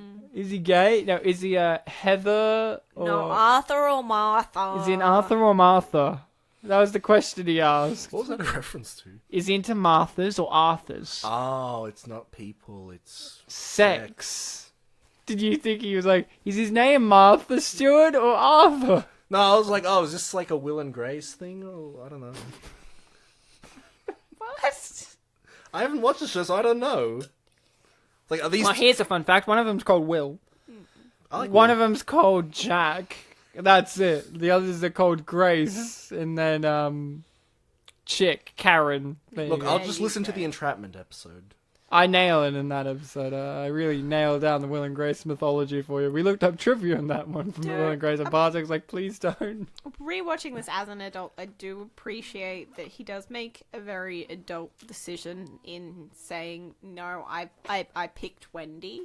Because it's just like, well, we don't know how long they've been together, and she's just a spanner in the works that's appeared in his life after... so many years with them being separated. That's true. And not having anything to do with each other. And it's just like, I'm about to get married and I'm... he was probably freaking out about getting married before she even rocked up. And it's just like, is this really what I want? And he decides that it is. Because it makes more sense to go with the stability. Yeah. That makes sense. So, Bartek, you heard that from Rachel. You heard it from her mouth. So... if I kiss a random girl from my past anytime soon, it's okay if I choose to marry Rachel, not tell her, right? Well, I mean, it's just your mum. Yeah, of course. Don't know why that was the answer, but yes. I will be bad, Bartek. I looked up quizzes for this movie too, but I didn't find any of the ones that you had. But one of the answers I loved, and I'm surprised you didn't have it in there. I've probably seen it. What is it? Which was something along the lines of, who does she end up marrying in the end? Was it, I think it's that, it was like, was it Mark, Matt, Richard, or her ma'am? Ma'am, not mum. M-A-M. It sounds No, that was familiar. the location, wasn't it? Or something? Because there was the other one where it was like, who does she end up with? And it was Blake. Oh yeah, Blake. He's Blake. You figure I mean, it it out. doesn't sound especially funny, so I wouldn't have included Ma'am. M-A-M. Yeah, ma'am was the funny one. Ma'am. I don't know. It doesn't sound like something I'd pick. You don't pick ma'am? The fact that they spelled it wrong and they were like, that's good enough. Misspellings aren't funny, Ryan. They're serious. They're deadly serials. Look, I watched Racing Stropes, and it was a fine film. It didn't need any of this type of And- humor. Racing Strops. Very Stops us. conveniently windy right now. Hey, it's also convenient that it's not dusty. Yes. Sandstorm But now, happens. Bartek, when you were a 13-year-old and you made a creepy serial killer-esque type dollhouse for your female friend that you were in love with, and then she rejected you and became a snooty bitch that you didn't like, you've still got the dollhouse, right? No, this is the good timeline. No. You'd have to ask bad timeline, Bartek. Okay, bad timeline, Bartek. Yes, what is it, Ryan? Why are you laughing? You know when you made that dollhouse for Rachel when you were 13, Yes? in which it's all creepy Is and it this shit? Rachel or bad timeline Rachel? Well, Rachel's always in the bad timeline. Okay. Hi again, Rachel. You suck! Yes. Suck. And blow. So, do you still have that creepy dollhouse that you made for her when she rejected you? Yes. Cool. And you fixed it after she threw it at you. After And the powder's still on top. and in it. Yes. It was in it, not on top. No, it was on the roof. He No. poured it on the roof. No, It was both. no, but Don't worry. It was Mostly in both. on the roof. Rachel, I just saw the scene play. The wind had the dust blow out of the inside of it. Yes, it did. You're dead It was wrong on mostly this. on the roof. Not He anymore. poured it directly on I know, but then it fell and it got inside the house. Awkward. Lol. I'm going back to my timeline. Wait, before you go, Okay, before you I go, won't. What? is Trump still president in that timeline? See ya. Hey guys, I'm back. Hey, buddy. Hey, can we have that bad guy back? I liked him. He had a great He voice. wasn't a bad guy. It was just bad timeline, Okay, Bartek. wait. So Right. she does have bridesmaids there. Well, yes, of course. And she also has a surprising amount of black people there for some reason. I counted like 6 black people. At what point in this movie does it indicate that she knows anyone who's black? At what point does it say she doesn't know anyone who's black? By the sheer fact that there are no black people that she I don't like interacts it. with There's in two her childhood or adulthood. 2 photos of them and then a photo of her parents, but nothing of his. Now look, I've bought boxes before, don't get me wrong. But maybe I'm not a box expert, but how many boxes have I bought that has the words small box and medium box written on the box? Well, it's American. When you buy I've done When you that. buy I've packing bought boxes. boxes. when you buy packing boxes, yes, they often Okay. do have You keep that. talking. I have an answer for you. Go on. You said you're in the bad timeline always. This is No, the... Rachel is. Well, but you're together, so. Well, no, I can exist in the good timeline. Okay, well then I don't have an answer then. It only works if you're in the bad timeline. That's right, retract your fucking answer, Bartek. Well, I didn't give it, so I can't. Maybe if Bad Boy Bartek gives me an answer. There's no such thing. As Bad Boy Bartek? No. You're a liar. You're a fucking liar. So, Richard Kneeland was his name, by the way. Just wanted you to know that. Oh, the boss? Yeah, Richard Kneeland. Okay. And if you want to pronounce it like that, a part of it is like, it would be Kneeland. Hey, look, But- one of the 6 chicks has a name that has cheese. Brie. What is this? Well, she's not going anywhere. Larson? Oh, She what's should go. that? Look She at should Larson. go to her room. Can we appreciate the DJ's real name is Swoop White Bear? Pretty good name. That's a fucking great name. Was he white? No, he was black. Oh well, there you go, Ryan. It's ironic. Oh, but that was bad timeline, so you know. Oh, he doesn't exist anymore. He was unborn. Well, I mean, he exists, but he probably, they haven't met. Maybe he was too young. Maybe like when we saw him in the bad timeline, he was only like our age. They do But since not- Jennifer changed the timeline, he's no longer born. They did not establish whether she still works for Poise. Well, I would imagine she does.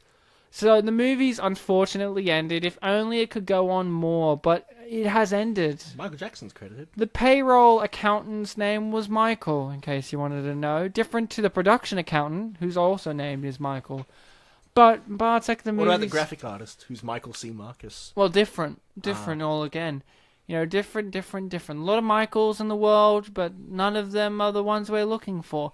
So, Bartek, the movie's ended, and it's time for us to give our ratings and reviews, or reviews and ratings, and then we're going to hear from you, from what you've gathered online, because people online have opinions too, and it's always There are good some, yeah. to hear. But before we do get into our reviews, what do we think made this movie unappreciated overall? Because if I'm honest with you guys, I don't know. I think it came out in a time where we were oversaturated with romantic comedies, and it is a little bit of an odd aimed audience, because it's like, is it meant to be teenagers watching it like I was when I first watched the movie, or is it meant for 30-year-olds, or is it ideal that it's like mother-daughter date kind of thing where they go and watch the movie together, and it's like, yeah, we can get along, I've been 13, you're currently 13, and it sucks for everybody. Yeah, but that kind of indicates that the movie deals with her being 13 a lot. No, it doesn't. It just deals I've with been her. 13, you've been 13, it's been a shitty time for all of us. Let's just roll over and die. But she doesn't know how to deal with being 30. And I think, but she doesn't. She gets Does there. anyone know? We don't know. She learns in like 2 weeks how to be a 30-year-old, so that's pretty good. I know people now who are adults who don't know how to fucking be adults. Like Bartek. Is that a shot at my siblings? Okay. I didn't do that, but alright. Rachel, if you had to give this movie before you do, Bartek, why is this unappreciated? Because we're in bad timeline. Okay. Rachel, review, rating, go. No, this film holds a special place in my heart because it was my favorite. I'm listening. I'm He listening. can suck his finger if he wants. Yeah. being disrespectful to the listening people. I'm not. They didn't know until you started referencing it, so shut up. Well, she reacted. I said what it was. Fine then, I give it 10 razzles out of razzles. But what's your review? It's good. Okay, better than IMDb, I imagine. But Rachel, on IMDb, you have to have 10 lines or more. So you have to give us more than that. And sometimes only, It's apparently. good. Ellipses for 9 more lines. You have to say ellipses for 9 lines. You have to go, wow, do I need really 9 more lines for this? Okay, what else can I say? I like the fact that in Rachel's world, she's like, the best option is just choose ellipses for days, but not just repeat the sentence again and again like people do on IMDb. Yeah. I wanted to be different. Well, I love this movie. I love Mark Ruffalo in this movie. I love that they get together at the end. I don't mind the little lapses in judgments because the little things add up nicely. And it's just cute, warm, and fuzzy. Cute little flirting with kid in the bar. Bartek? Except for that part. That part sucks. I understand why it's there. What's wrong with And- it? It's uncomfortable. What? It was Woody Allen's favorite movie scene. Yeah, I'm kidding. He likes I girls. thought the seat looked comfortable. The seat. Hey, here's a big question. Who was he there with? That kid. Someone who really likes guacamole. But No, not somebody enough who- to stay. somebody who didn't want to eat any of their salad or lettuce on their burger. They were deported. Oh. It's a bad timeline, Ryan, remember? Yeah, exactly. So, Bartek, let's hear from you. The review. I'll give that to you. Give it to me, Not babe. to me, though. You're in the bad timeline. You'll hear it only in the bad timeline way. I was talking to the listening people. They're in a timeline. Which one Yeah. are they in? Well, they know. Check Audacity. What time are we at? You know. No, that's what I must need to check, so I can know. We're at the timeline. Oh, you were talking to the listening people. Yeah, we're talking to listening people. Jeez, Bartek. Oh, you're all over the place. I'm not. Go, Bartek, go. Hit us with your best shot. This film was released indeed at a time where there were a lot of romantic comedies, and I can definitely see the oversaturation being a problem. I think that one thing that people can really take away from this is that the romantic and the comedy aspects are both really good. So even if you're not a fan of one or the other, you can take it on the merit of the one that you are the fan of. This is a really good comedy film. It is a film where you get a 30-year-old pretending to be a 13-year-old. Now, I know what you're all thinking out there. I know people like that in my day-to-day life. But This is Hollywood. You get to see it masterfully crafted, masterfully presented, masterfully done. You can be a Roger Ebert if you want. You can give it 2 out of 4. You can talk about how, and this is really every single Roger Ebert review, mention the people who were in it and part of the crew, and then talk about other things that they were in that you like more. That's really most of his reviews in a nutshell. Prove me wrong. Only you're wrong in our versions of his reviews, where it's like, up yours, kids, and he does a skateboard flip. Now I want to listen to the Nothing But Trouble episode. That was like our version of him in Baby's Day Out, in which his review is just an apology. I forgot that, yeah. Yes, so, fuck you, Roger Ebert. How many fuck you, Roger Eberts do you give it, Bartek? None, because I'm better than him. Yeah, better, you're a Siskel man. Gene Siskel. He thinks that Leo DiCaprio's hunky. That's a fact I didn't realise. Look it up on YouTube, there's a funny video about it. Oh, he's just like, he's a hunk. And it's like really weird because it's when he was in Critters 3 when he was like 11 years old. The really weird thing was that like Roger Ebert was reviewing whatever the film that episode was about, and then Siskel just randomly brought up that fact, and he was like, we're not talking about that. Well, I am. It's like a 15-second video, and that's pretty much it. What I just described. We're definitely looking it up after this recording. I can see it. I can see Roger Ebert's absolute disdain. He's like, that's not what we're about. But Gene Siskel, he's just thinking about how hunky he is. He's like, I'm going to nail this. His critique, let's say it was for the Titanic, and it's like, he's a hunk. It's like, we're not talking about that, Gene. No, I think it was a film that Leo DiCaprio wasn't even in. Schindler's List. I can't remember. Leonardo DiCaprio's a hunk. What does that have to do with anything? Gene? What are you on about? And Gene's just got like a signed autograph of Leo in his wallet. He pulls it out and does like a little face stroke of it as like a young Leo, and he's like, oh, such a hunk, such a hunk. And that's what they should have played when he won the Oscar for The Revenant. You know when the Oscars they show a little bit of the movie? Yeah. They should have shown that of Gene Siskel being like, he's a hunk. That's not what we're here for, Gene.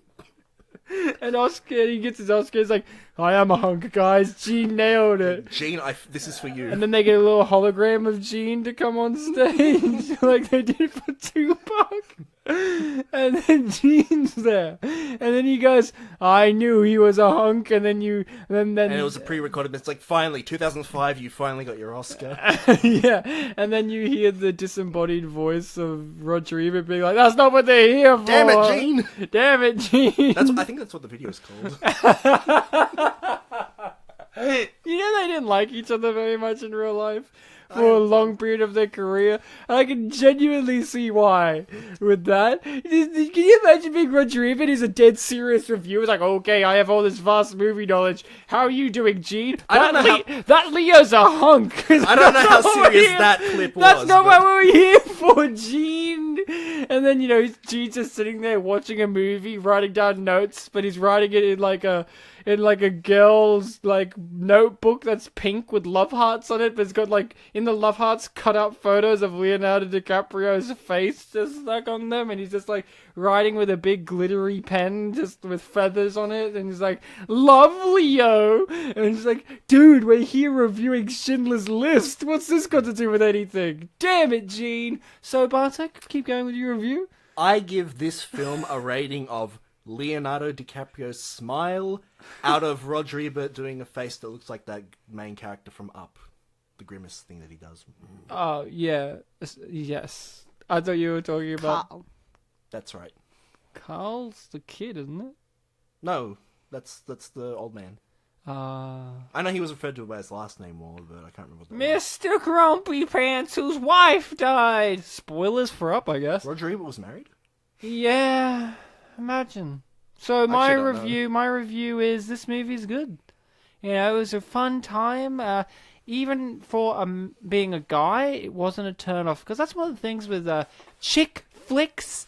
You know, as a man, men don't really want to go watch chick flicks, but yet we insist that women should still watch guy movies because they're better, they're great. Because Bruce Willis said, yippee-ki-yay, motherfucker. But we don't need in a chick flick for Bruce Willis to say, yippee-ki-yay, motherfucker. I never said anything of that. Gene knew that in chick flicks you needed a hunk. And in this movie, Leo's not the hunk, but Ruffalo is. And that's the Ruffalo effect. He sneaks up on you. I can imagine...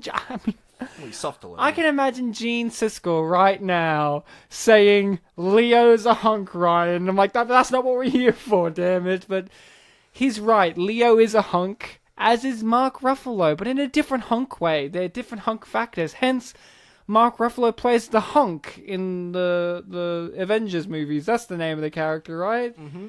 Dr. Bruce Hunker becomes the hunk. So I give this movie a hunk out of that's not what we're here for, Gene. So, Bartek, you have some reviews and or comments that you have attained from the internet. Will you grace us with them now? Now? Now. Okay. I can do that. That's what we're here for, Jesus. Rachel's just like... Yeah, I'm a little kneeling. concerned. Is it alright? Rachel's just kneeling down. Oh, thumbs up. Thumbs up. She's just crying because of Gene's insanity. I agree, Rachel. Gene was fucking crazy. He's just so... Leo's just so pretty. It's just overwhelming. It is overwhelming It's just how so much of a... hunky. It's so overwhelming how correct Gene was and how behind the times Roger was yet again. Roger, you were such a... Oh, I think we have to say it. Damn it, Roger. damn it, Roger. Oh, fucking Roger. Did you know he thought that no one would... The Gladiator wouldn't win the Oscar and that no one would remember it? He was like, this movie would win the Oscar. Some movie with George Clooney on a boat that no one remembers. He was like, it's one of the greatest movies I've ever seen. And no one remembers it. Not even me. Well, he thought he was in the good timeline.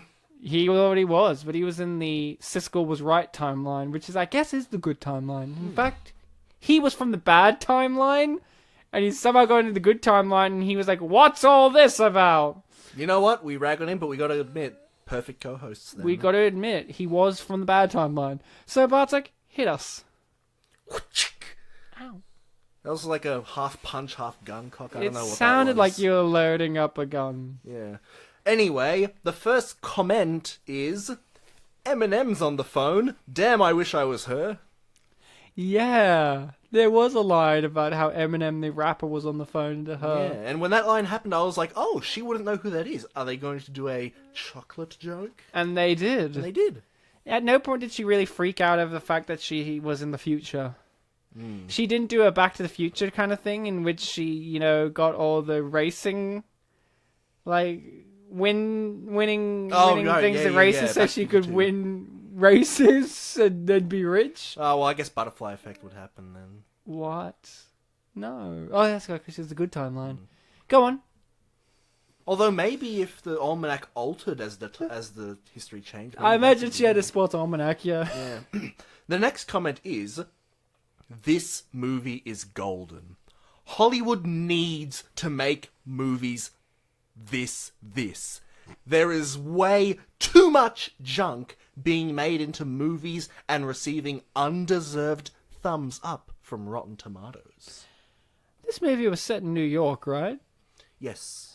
She lived in New Jersey, which is pretty close. Okay. No, she lived in New York. No, I mean childhood home. Sorry, Childhood New home. Jersey. Awkward. We went the whole episode without raising this, but did no one tell her about 9/11? At any point? I guess not. She just was there and like, oh, I guess those buildings, they demolished them. Well, I guess That's a deleted scene. there was a deleted scene in the hospital, which I did see on YouTube. And yeah, the deleted scene in the hospital where she's just sitting there going, Mom, what happened to the Twin Towers? Oh, honey. No, she saw the doctor, and the doctor's like, "Oh, you're fine, but I really like the tattoo above your breast." And then when she walks, What tattoo? and then yeah, when the doctor leaves, Jennifer Garner obviously checks, and that's the scene. Wow. I wonder why they deleted it. Hit us again, Bartek. She could have stopped 9/11, but whatever. Not really. She was, she's just a girl. Yeah, but, she had 20 years All to it takes is a prepare. girl. All it takes is a girl. The next comment is in all caps. Good. This movie is everything. It is. It's true. Yeah. It's a true fact statement. Mm-hmm. Got more for us? I've got one more comment. Hit me. It's not from YouTube. From IMDb. There are so many emotional and sexual puzzles to tap dance around. This should have been a musical. What, Roger? Yeah, What the fuck was that? That's the final sentence of his review. What the fuck did that... Wait, but is there context? He just thought that it was a mess of a film. But sexual? Don't they have the sex games joke thing? I get... Okay, Roger, we get it. You got a little turned on by the idea of a 13-year-old girl being inside a 30-year-old woman's body. Yuck, Roger. Yuck. Damn it, Roger. You really are from the bad timeline. Is that it? We've got the IMDb review and then I'm done. Give me it. The title of this review is You Are 16 Going on 17. Age Films Unrealistic asterisk 1/2. Okay. And it's from the 3rd of September 2011. Oh. There's no rating, but I guess the 1/2 is 1 out of 2. Okay. I don't know. No. So how many asterisks were there? 2. It's 2.5. No, but it's asterisk. Yeah, as in stars. Oh, I see. So it's 2.5 out of 5. Clever. Yeah. So they gave it a 5 out of 10. Well, 2.5 out of 10, wouldn't it be? No, if but you don't do the asterisks We're like that for doing 10 out of fractions, 10s. just like Becky was. Yes, you wouldn't do the 10 out of 10 with asterisks like that. You would do. You're doing it a 5 out of. It's out of 5. So what they mean is it's a 5 out of 10.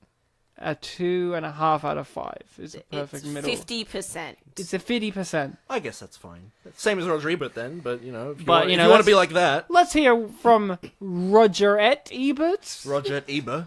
Yeah, exactly. Warning spoilers. Okay, guys, if you haven't seen the movie and you kind of didn't really gather spoiler elements from our discussion of it for this 2 hours or so, spoilers alert. Yeah. To be fair, I've read the review, there's not really any spoilers, but the warning's there. Warning. Just to be nice, I guess. This isn't exactly You Are 16 Going on 17 from The Sound of Music.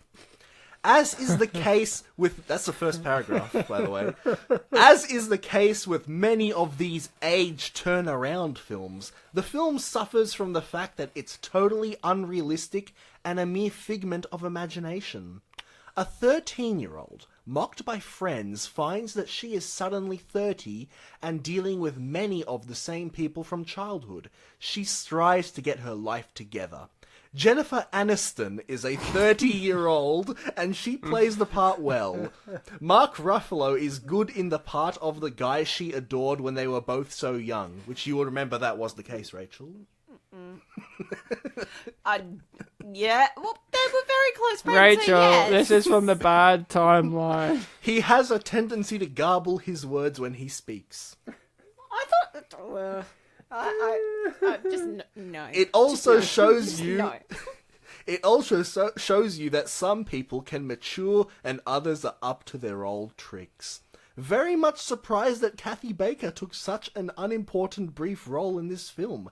Baker has so much more talent to offer. Is that Jennifer's mom? Yeah, man. And that's the review. Nailed it.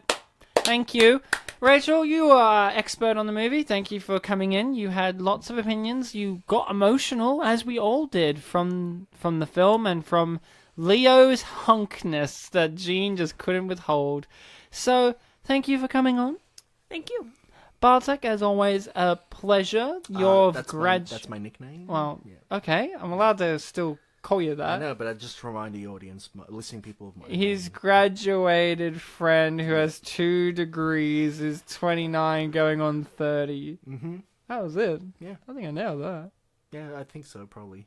You don't remember. You don't remember. I your just name. call myself Bartek. Hi, Bartek. Hi! You did a good job. You Thanks, me. The episode's over now, but, you know, if you want to be super cool listening people, you know, tell your friends about us. We're on the iTunes, the Podbean, the Spotify, the Google Play, the Stitcher, a bunch of other things. Spit and Polish presents.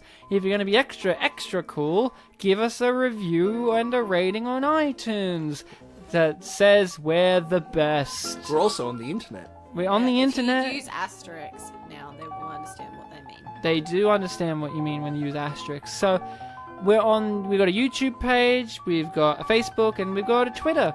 And got an email. And an email. Spit and Polish. Polished. Past tense of Polish. Polished at gmail.com, and that's and as in the word, not like an ampersand. So, until next time, remember to be kind to each other. You know what, Ryan? What you said a couple of minutes ago, you were right. I am an adult, but I don't know how to be an adult. Next week, I think I'm going to move past graduation, and I'm going to make something of myself.